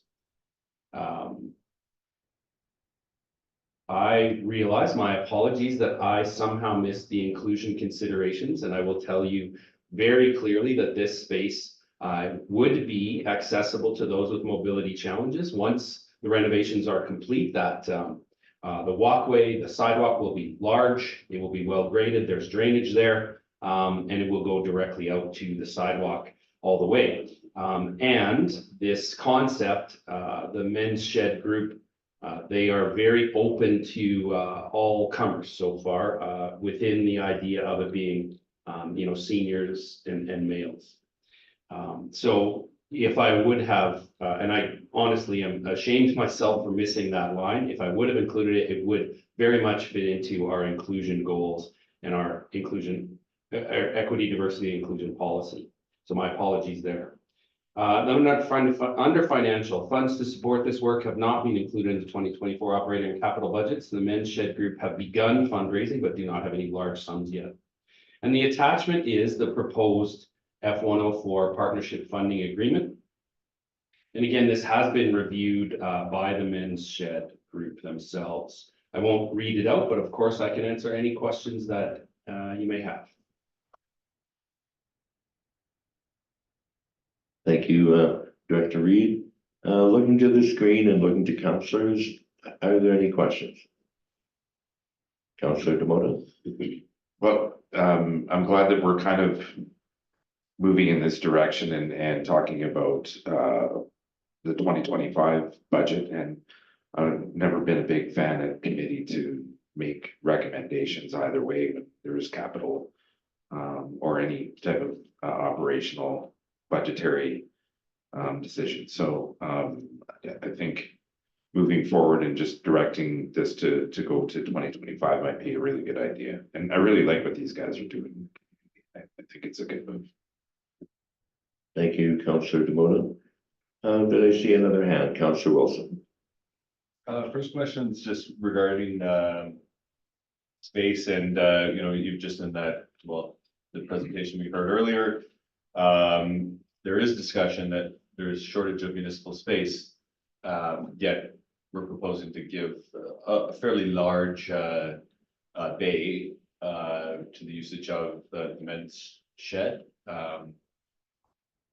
Can we afford the space? They're losing that space. Director Reed. Deputy Mayor Melnick through to Councillor Wilson. Great point. And operationally, I would love to keep every piece of storage available. Through the last few months in discussing with the Men's Shed Group and council having discussions with the Men's Shed Group, council made motions that this would be a priority use of this space. And in operationally, that space has been, I will say, underutilized in the past. We had some items that were being stored for years at a time and not used. And so we did a bit of a cleanup to create a space that, yes, I certainly could use it for mat storage and table storage and things like that. That is true. So operationally, yes, I would love to have storage. Given the priorities that council put on this item, as well as from a community development point of view, the group does very good things, and the concept is very good throughout, again, North America and the worldwide. And so I can see a balancing act here where, yes, storage is great and I would love to have more of it. However, programs for my community are also great and I'd love to have more of those. And so given council's direction and you know, our community development initiatives and goals, this aligns well. I hope that answers that question. Yeah, thank you. And if I may, just one more Go ahead. item. So there's talk about some fundraising, yet that suggests fundraising for equipment they will install. I think that might be cart before the horse, because with other groups, we've required them to raise substantial funds, like let's use the skate park, for example. You know, that's a really big ticket item. And the years and years and years were dedicated to fundraising until they hit a certain threshold. I know 30,000 and 40,000 range is quite a bit of a smaller price tag, yet could be fairly achievable by, I think, a group of retired men in the community.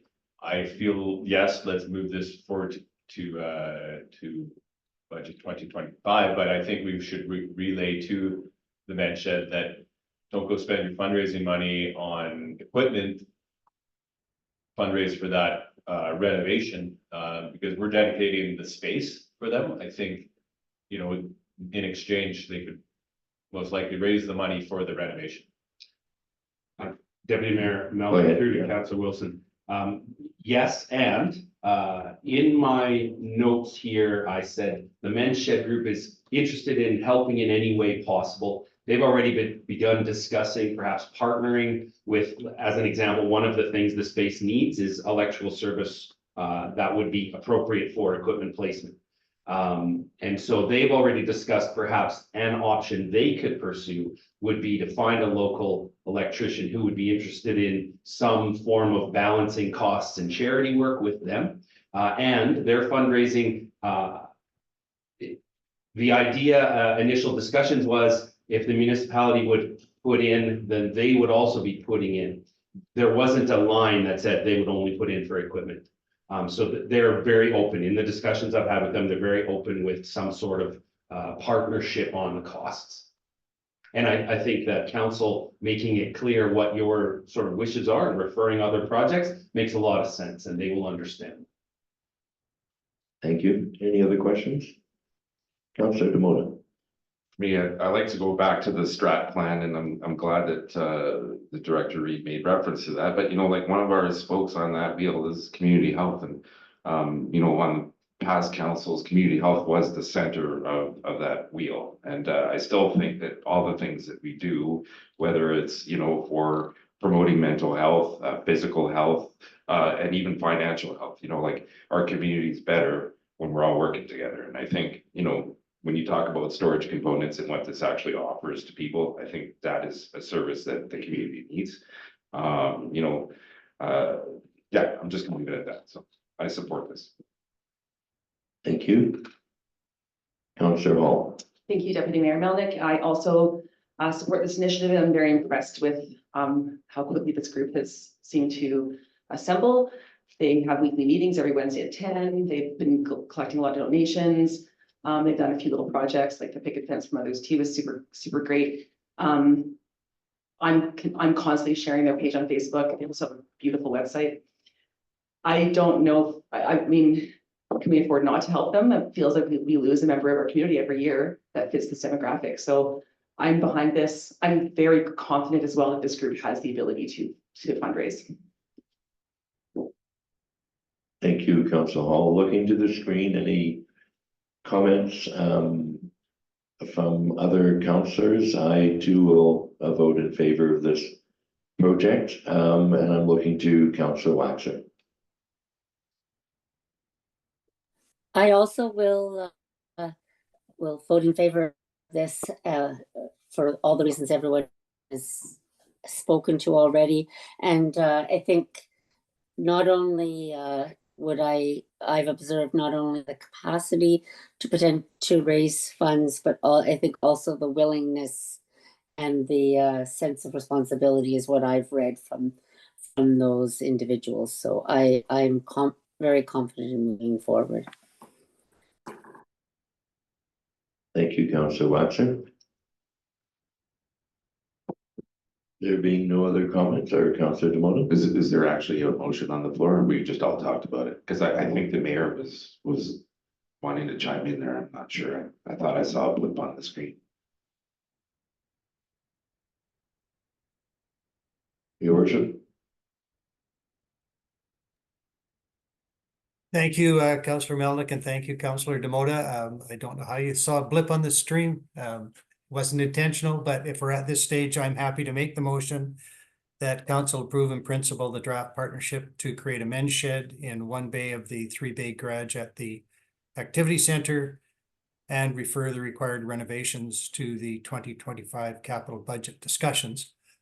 I make that motion recognizing the concerns that have been raised by some councillors about potentially the cart before the horse, but I think referring the matter to the 2025 capital budget discussions allows those other discussions to proceed and the opportunity for the men's shed group to come up with potential solutions to the renovations that are going to be necessary. We heard, for example, about the potential for electrical that would be required. So I think in principle, it's great. It should move forward, and referring the renovations to the capital budget makes sense. So I certainly support the recommendation from administration, and as with other councillors, really support the entire initiative that drives the men's shed project. Thank you, Your Worship. Any comments to the motion? Any discussion? Seeing none. Mayor Ireland, any other comments to close? If not, I'll call a question. All those in favor? And that is approved 7-0. Thank you. We're now moving on to item 7.4, 2024 Wayfinding Project. And Mr. Gibbon, I'll have you present that, I believe. Yes, absolutely. Thanks very much, Deputy Mayor Melnick. The 2023 capital budget included $30,000 for wayfinding. That amount was approved by council to carry over to 2024 because there was no progress made on the project in 2023. So the recommendation today is that council award the 2024 wayfinding project to Burke Group of Companies Limited in the amount of $36,802.99. You'll note that amount is more than the budgeted amount. Administration issued an RFP in early May, which closed in early June. 2 submissions were received. Burke was the lowest of the 2 submissions.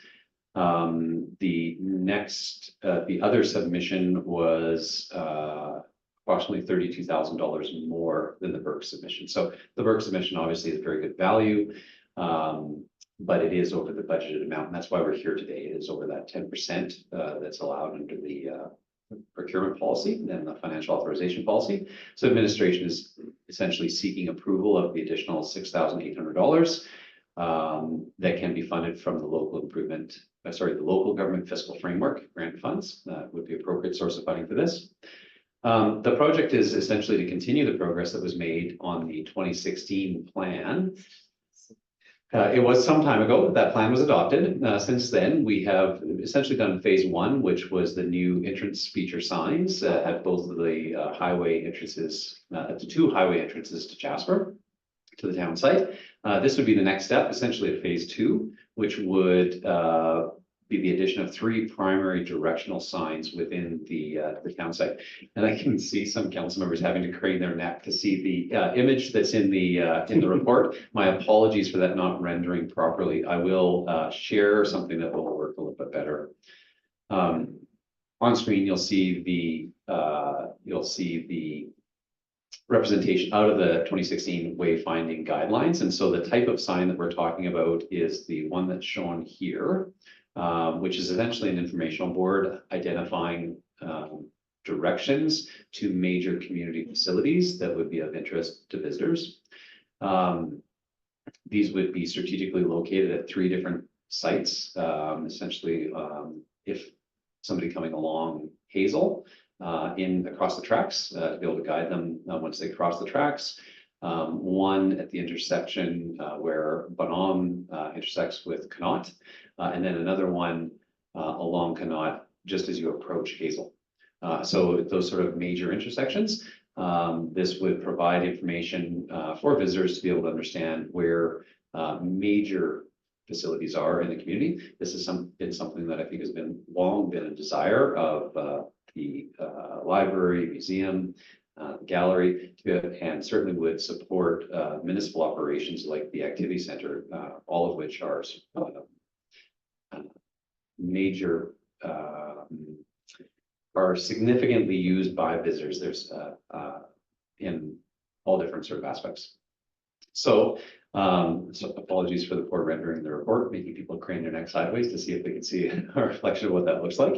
Administration is recommending that this is an appropriate next step. There would be continue to be multiple phases of the implementation. The submission is very close to the budgeted amount, considering that amount was established more than a year ago. And the highest evaluated submission is the lowest price, and administration is recommending moving forward. The intention would be, and actually explicitly in the RFP, was that the installation should take place in the fall season, so outside of the height of tourist season. And the contractor would be required to get all the permits and everything. So that's the sort of all-inclusive price for 3 of these signs installed in Jasper. I'm happy to answer any questions. Councillor. Thank you, Deputy Mayor Milnick. I love this. I think I'd love wayfinding signs all over town. My question is, being in a national park, will there be any of these translated to French? And I'm curious if there'll be any considerations to the Indigenous heritage we have here, or if there'll be any of that incorporated into the signs. Deputy Mayor Melnick, so the signs, so the 2016 plan, I think was intended to be very comprehensive in that it was obviously well before my time, but I believe it was developed with Parks Canada and certainly in consultation with Parks Canada. There would not be French on these signs, just in terms of a matter of space. Administration, and it didn't show in the rendering quite as well. We would like to increase the use of pictograms. Because a number of our visitors obviously are not English as a first language. They may be coming from other areas where their understanding of either French or English may be limited. And so we will increase the use of pictograms from what is shown in the rendering. But we wouldn't be including both official languages. Again, as a municipal project, we're not required to do that. And for many of our international visitors, it's actually pictograms that would likely be more helpful. Finally, around Indigenous recognition, this doesn't propose changing or addressing place names. It is merely identifying to people how to get to facilities that already exist. It's not naming facilities or naming streets or features. It's just saying that thing is over there. And these things already obviously have names. And there's a limited amount of space, so where is the town center? That direction. Where can I find information? Over that way. Where could I go for a swim? Over that other way. That's the intention here. And so there isn't a consideration in these signs of making any additional recognition of Indigenous place names, because it's really that sort of directional nature. Councillor Demona. Why is it when I put up my hand, you always look at everybody else to see if they have their hand up? Is it, are you tired of listening to me? Or I would be. Anyway, 8 years ago when we got this study done for us, I wasn't a big fan of the font to begin with, and then I was just tired because it was just getting long, and it's like, let's make a decision and go, because it took a long time to get a wayfinding plan, and then it took even longer to get the entrance signs done. But when those things went up, I was like, oh, that looks pretty Calibri. Meaning, like if you understand it, it's the most basic font you can get, like on some word systems, right? So when you see it like that, I'm just wondering, are we too far along now to like future adjust the wayfinding within the community. And then down the road, when it comes time to enhancing our entrance signs, to just kind of consider a new typeface, so to speak. Is that like, are we too far down that path now? Thank you. Go ahead. Deputy Mayor Melnick, so my understanding of the wayfinding guidelines is that they were also considered when we established our new corporate logo. And so the font that's actually being used both in the wayfinding and is reflected in our logo is actually interstate. And I think that in all seriousness, I think the interstate font was specifically designed to be able to be viewed at a distance for people traveling in vehicles, and so that's what it's a clear font that's easy to see. In terms of, so all of the future signage, which, there is very little existing. I don't know that there's, other than the entrance signs, which are not both exactly the town site. I don't think that there's any signage that's been established under the new standard within the town site. So we'll be essentially, we're kind of starting from scratch. Yeah. And it will all be in accordance with the 2016 plan. The 2016 plan uses this more modern font. If at some point in the future we need to make some adjustment to the entrance signs, I think that would be a sort of a future cycle. Right. Well, and I appreciate that, and thank you for that. And I wanted to say that even, with our new logo, that interstate kind of font, I appreciate it a lot more than, and who knows what that would look like in big block letters, but I think it's definitely a step in a better direction for sure. So thank you for sharing that. Thank you, Councillor Demota. Looking to the screen, any comments from our visitors on Zoom? Councillor Waxer? Councillor, Mayor Ireland, no? Do we have, oh, go ahead, Councillor Waxer, no? All right, do we have a councillor who would like to propose a recommendation to council? Councillor Kelleher-Harvey. Thank you, Deputy Mayor Melnick. The committee recommend that council award the 2024 Wayfinding Project work group of companies limited in the amount of $36,802.19. Thank you. Any further discussion? Seeing none, I will say that I do support this motion, and I do support having all three signs done as opposed to cutting back and only doing two. I agree with the extra $6,800. And with that, if there's no other comments, Councillor Kelleher-Harvey, any closing? I think this is so far that we left it so long in the past that it's time. It's, we need to move forward, and I agree with you, all three signs we need. Thank you. And with that being forward looking, I'm going to look straight forward to the screen and call the question. All those in favor? And I see we are all in favor, 7-0. Thank you very much. Item 7.5, Indigenous Relations Strategy and Action Plan. And I'll look to Director Reid. Thank you, Deputy Mayor Melnick and all of council. Very simple update. You will have received, I believe, a placeholder for September 3rd workshop on this very topic. And, in reference to Councillor Hall's point about when are we going to start talking about how we can indigenize our community, that ongoing work will be informed by that strategy work that we're going to do with you. And so then those kind of possibilities will be more mapped out, so you'll know when that kind of thing may or may not occur. And so if you have any questions about that workshop, but we tried to find a time where it seemed like you all were available, and we'd be able to accommodate that. Thank you very much. I take it that is a point of information. Indeed, as it appears on, sorry, Deputy Mayor Melnick, as this appears on the motion action follow-up list, we thought it would be important to, really reference that the step has been made, the workshop has been booked, your feedback and comments have been incorporated into our planning. And so, yeah, we just really information item more than anything. Thank you. Here we are down at 7.6 water fountain request. Look to Director Reid again. Thank you again, Deputy Mayor Melnick and all of council. Again, another information item. We have received this request and we've engaged local contractor to help us source as well as determine where in this facility we could put this. This item seems very much like facility maintenance, and we believe that given a good pricing, we can accomplish this certainly, if not this year, very early in 2025. So again, really an update, just information. That item is ongoing and being actioned, and really there isn't a report there to give, just update.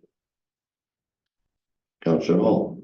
Thank you, Deputy Mayor. I do have a question around water fountains, just because we're on the topic, and I watched my son play soccer this weekend at Commemoration Park, and there's a fountain there. Is it new? Have I missed this? And will it run all summer? I thought that was great. I just maybe have not seen it yet. Deputy Mayor Melnick through to Councillor Hall. Did you say Centennial Park? Sorry, I meant Centennial. I said Very Commemoration, but I meant Centennial, yeah. Very good. Yes. So that unit was purchased quite a few years ago and installed very well, really last year. But if it's not working today, it should be working in the very near future. There's again, a plumbing issue that needs to be dealt with to make it fully functional. And yes, I personally am very excited about that opportunity for, especially on the 3 hot days we're going to get this year, that there would be water available to our athletes and residents and visitors alike. And it will be accessible. I mean, clearly not in the winter, but also not. That's great. Thank you. Yeah, to be very clear, Deputy Mayor Melnick through to Councillor Hall, that will be we might call it 3 season, but from the fear of freeze up to when it thaws again, it will be closed sort of all winter. Half fall, all winter, half spring, closed.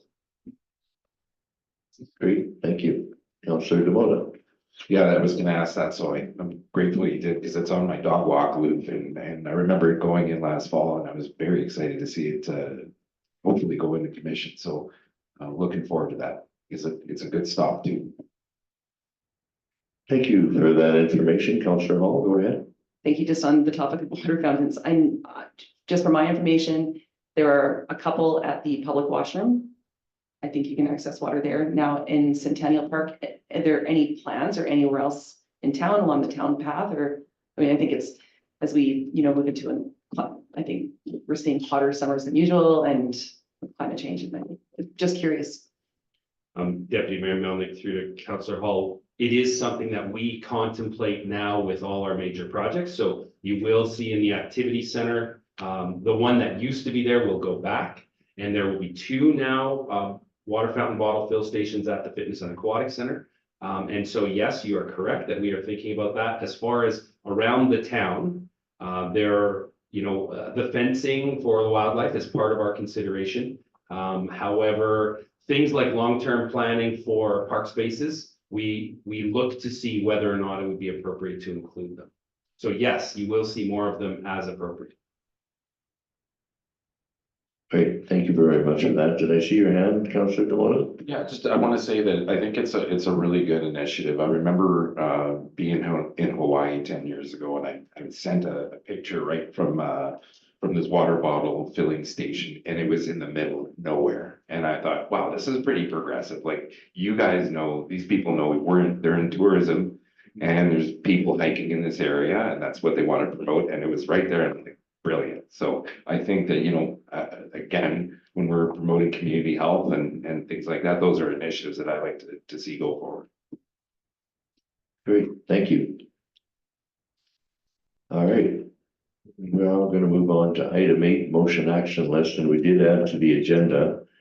Item 8.1, activity center renovation question, which would probably have relevance to the approval of the motion action list, and I'll turn to Councillor Demola.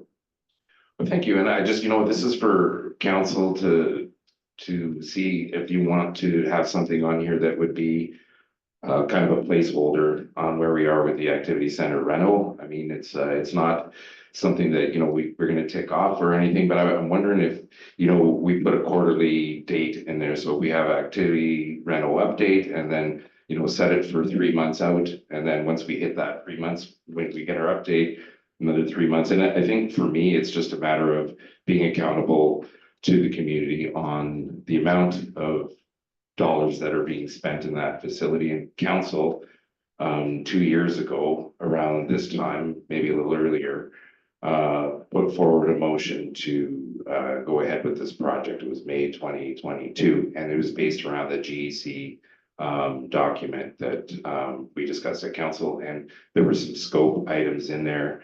And then later on throughout the cycle, we made additional, added additional dollars to the project. I just want to make sure that we're being accountable to the community on those items that we voted on.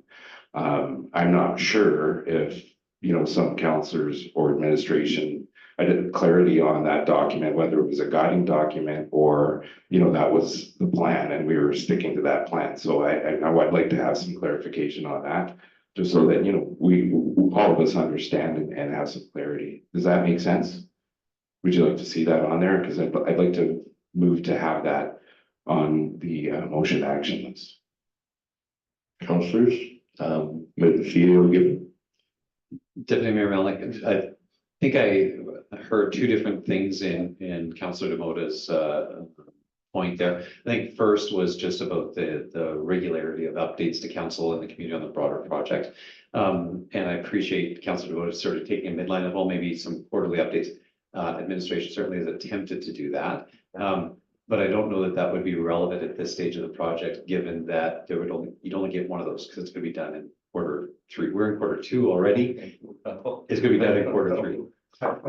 So I don't council and the community receive weekly updates about progress. And as we've demonstrated, I think with the delay in the aquatic center reopening, we published that in our regular weekly updates so that the public was aware of that and council was aware as well. So we're happy to work to whatever sort of pace, but just I guess that acknowledgement that we are giving weekly updates. If there's sort of a desire for a larger update at a less frequent time, and I appreciate Councillor Demota was not trying to impose anything on administration like an extra burden. I totally hear that. I just don't know that it wouldn't be as timely as we're already doing. The second thing that I think I heard Councillor Demota ask about was really around looking back at the scope of the project and what's in and out. And that comes, I think, from an earlier discussion at the council table. Administration had forwarded that request for that review to our consultant team. They had been working on getting some of that information and they were quite delayed. Administration still happy to provide that to council by email. The additional inquiry gave us an ability to encourage that team to focus a little bit more on that. I think, frankly, a bit of the challenge was that the consultant team was focused on the actual implementation of the project rather than reviewing backwards. And council requested some information. We're happy to provide that. So we've had that discussion with our team. They have re-energized their efforts to gather that information. And I think Director Reed and I will be able to send that over to council by email by the end of this week. Councillor Demota. Yeah, I just want administration and other councillors to know that I'm not on a witch hunt for anything. I just, there's a lot of money that we've committed to this project. And in my experience, when you go back, even with this building, the fitness aquatic center, other initiatives that took place in town, very rarely are we on time and very rarely are we within budget. And sometimes when you have a fixed cost, there are things that need to be adjusted within the scope. And I think for understanding what we're getting and what we thought we were paying for, and same thing for community members, I think it's good to review that and just go through it. So, it's just because it's a lot of money, Thank you. Thank you, Councillor Demota. I'll go to Director Reed. Thank you, Deputy Mayor Melnick. There are two things I wanted to comment on. One, last week we did a very successful supervisor level tour of the renovation, and more importantly, stakeholder representative tour of the renovation. Both of those tours were very successful. And afterwards, I thought to myself, it's been a while since council's been in there. And so, given the fact that it's July and August, the project is wrapping up, I can still work to find a time where we could offer you one more tour through there before it's finished. And if council was interested, I would arrange that. It'll be sometime in July, obviously, and we'll figure it out, but the project, the thing that resounded from me, from the stakeholder tour, was the impression that it's real and that it actually is finishing soon. There's a whole lot of work that has been done that, you know, you can't really see from behind a construction fence. So I will gladly set up another council tour and I'm seeing nodding across the table, so message delivered, I'll make that happen. Thank you, Director Reed, and unless it's my eyesight, I seem to see a hand up on the screen. But I don't see, Councillor Wilson? I'll take that now. Okay, Just out of interest, because the topic's on the table right now, yeah, it seems like so much action's been taking place there. And from the outside, it's like a flurry of activity. That gravel road's pretty rough now because it's seen a lot of action. Is there a chance that we can get that paved before winter? Deputy Mayor Melnick through to Councillor Wilson. I would say there's a high chance. Our project partner, Carlson, doesn't want to be here in the spring. They want to be done. And so I would expect that if they can get it in weather-wise, they will. But I can verify that. Right now, it's planned to be done, yes. and still seeing a hand up, unless it's my imagination on the screen. I'll go to Councillor Hall. Thank you, Deputy Mayor. I might suggest, if possible, if you do organize another tour, maybe we do it on a Tuesday morning before council, so more of us are available. Deputy Mayor Melnick through to Councillor Hall. Point taken. It will depend on Carlson's availability. Wednesday afternoons are when we already have a site visit and a site tour, so it's already disrupting the site. But it may be possible, and I can certainly ask. All right, thank you. As there's no other further questions on this point, we have the motion action list, and Mr. Gibbon, if you'd like to speak to, I see there are recommendations for items to be deferred and or deleted. That's exactly right, Deputy Mayor Melnick, I think, and there are a few additional on top of the ones that are noted. So the Climate Change Adaptation Action Plan, we're looking to bring forward that next month. Our municipal energy environment manager is working on that with some external consultants to bring forward a recommendation on how we can approach that. The men's shed was one of the verbal items, was presented here today. We'd suggest additionally that item could be removed because there was some action on it today. Same with the utilities workshop and Jasper United Church request. I think that one could also be removed. Moving on to the next page, the federal housing advocacy. I know that this is a priority item for council. We are recommending to defer to July because there is some recent movement with respect to a future round of the Housing Accelerator Fund. And administration is in discussion, has actually planned a meeting for this week that we're just having to adjust to have a discussion with Parks about whether we as a community could find a way to apply to that. So there is some action on this topic. So we want council to have some comfort that it's not being ignored, but there isn't a need for this federal ministry level engagement at this time. So we don't want to delete it off the list, but we do want council to know there's something on that item. Another of the items that could be removed, again presented by Director Reed verbally, was the Indigenous Relations Strategy and Action Plan. The motion was previously to set up a workshop. As council knows, that workshop has been organized, so that item could be deleted. The water fountain request, as Director Reed reported, this looks like it really is an operational item, and so administration is fine to handle that, and there isn't any further direction or approval required from council, subject to it being the scale that we believe that it is. It came in at, and it was much more expensive than you may see it back as a capital item, that we suggest it can be removed at this time.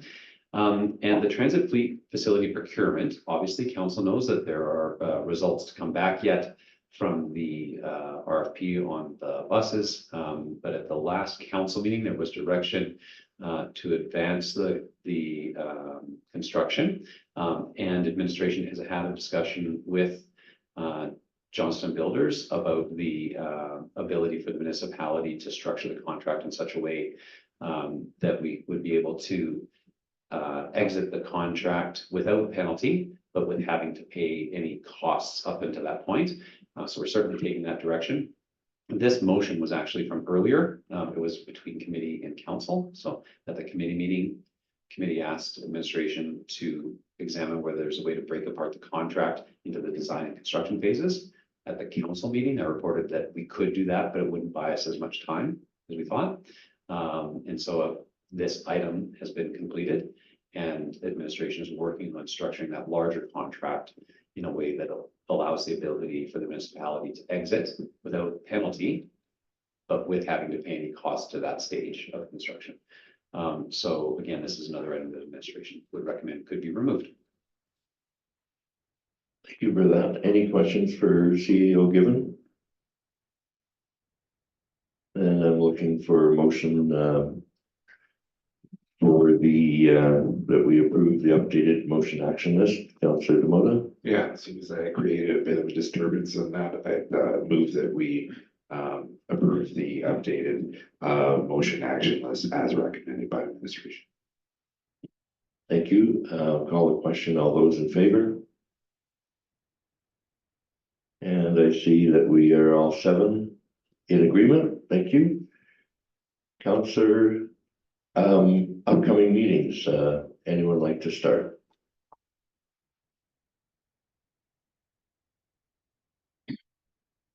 Do we have anything upcoming? Councillor Hall. Thank you, Deputy Mayor Melnick. I think we all have upcoming July 1st. I know it's not a meeting, but we'll be flipping pancakes and serving sausages to the community and residents and visitors. Councillor Keller MP. On Friday at noon, I have a Trans-Canada Elephant Highway meeting through Zoom, and Friday night, Alpine Summit will be holding a sponsorship dinner to recognize all the sponsors of our generator. And I will be at Canada on Monday. Thank you for that. Other councillors, Councillor Waxer. Yes, I will be at a Communities in Bloom meeting on Friday, and also will be attending the Canada Day pancake breakfast and other festivities. Thank you, Councillor Waxer. Mayor Island. Thank you, Councillor Melnick. As you can see from the upcoming events, the diploma ceremony for École de Rocher graduates, there are 3 of them this afternoon at 2 o'clock. I am scheduled to speak at that. So if our in-camera meeting continues later than that, I will have to exit if they will have me. I think there is opportunity to social distance there, as would not be available in council chambers. So that's why I selected to Zoom in this morning. So that's coming up at 2 o'clock today, and Jasper Senior High School graduation is Thursday at 1 p.m. and I'm also scheduled to speak at that. And hopefully I will not be testing positive by then. Thank you, Your Worship. Councillor Demota. Thank you, Deputy Mayor Melnick. I like saying that. I just threw you to Councillor Waxer. I just, for the Communities in Bloom meeting conversation, I'm glad that we bring up upcoming meetings, because I'm wondering if on the agenda, it could be discussed about promoting cleaning up our back alleys as part of, Tidy Up Tuesdays, if that's still continuing or whatever that is. Again, because, we've made a community effort to, enhance our alleys and those free walls with some really nice artwork. And I think if we're inviting people into areas, it's, we're a tourism community. We don't really want to promote people going down in industrial back areas and stuff like that, but, you know, it's a product of our community now, and I think that we should, you know, try to promote and maybe entice our businesses to take care of the back as well as we take care of the front. And, you know, and maybe talk about it at a larger scale when we're actually street cleaning and stuff, and some of the initiatives we could do as a municipality to help, you know, enhance those areas. Thank you. Thank you for that. Councillors, if there's no other upcoming meetings and upcoming events, we are now at item 11, which is going to have us go in camera, but we did decide that we would adjourn for a short lunch break and then come back to in camera so that we can make some commitments in the community. For the public who are watching today, I do not see an expectation from the items of the land use planning discussions or human resources committee update. I don't foresee us coming back to open session other than to adjourn. So I'd like to thank those individuals who have zoomed in today, and our presentations by the Reimage architects. And with that, I think it's appropriate for us to adjourn. And then, oh, okay, so we go into a motion to go on camera before adjourning. I'll accept a motion from Councillor Keller MP. All those in favor? And we are in camera.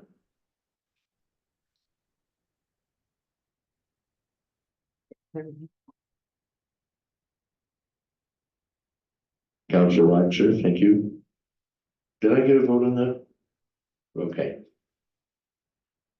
So 1 o'clock, Richard, Kathleen will be back. And are we going to do it on a separate Zoom platform, right? And at 1 p.m. Yes. Thank you. Yeah, great. Thank you. And hopefully you'll make your 2 o'clock.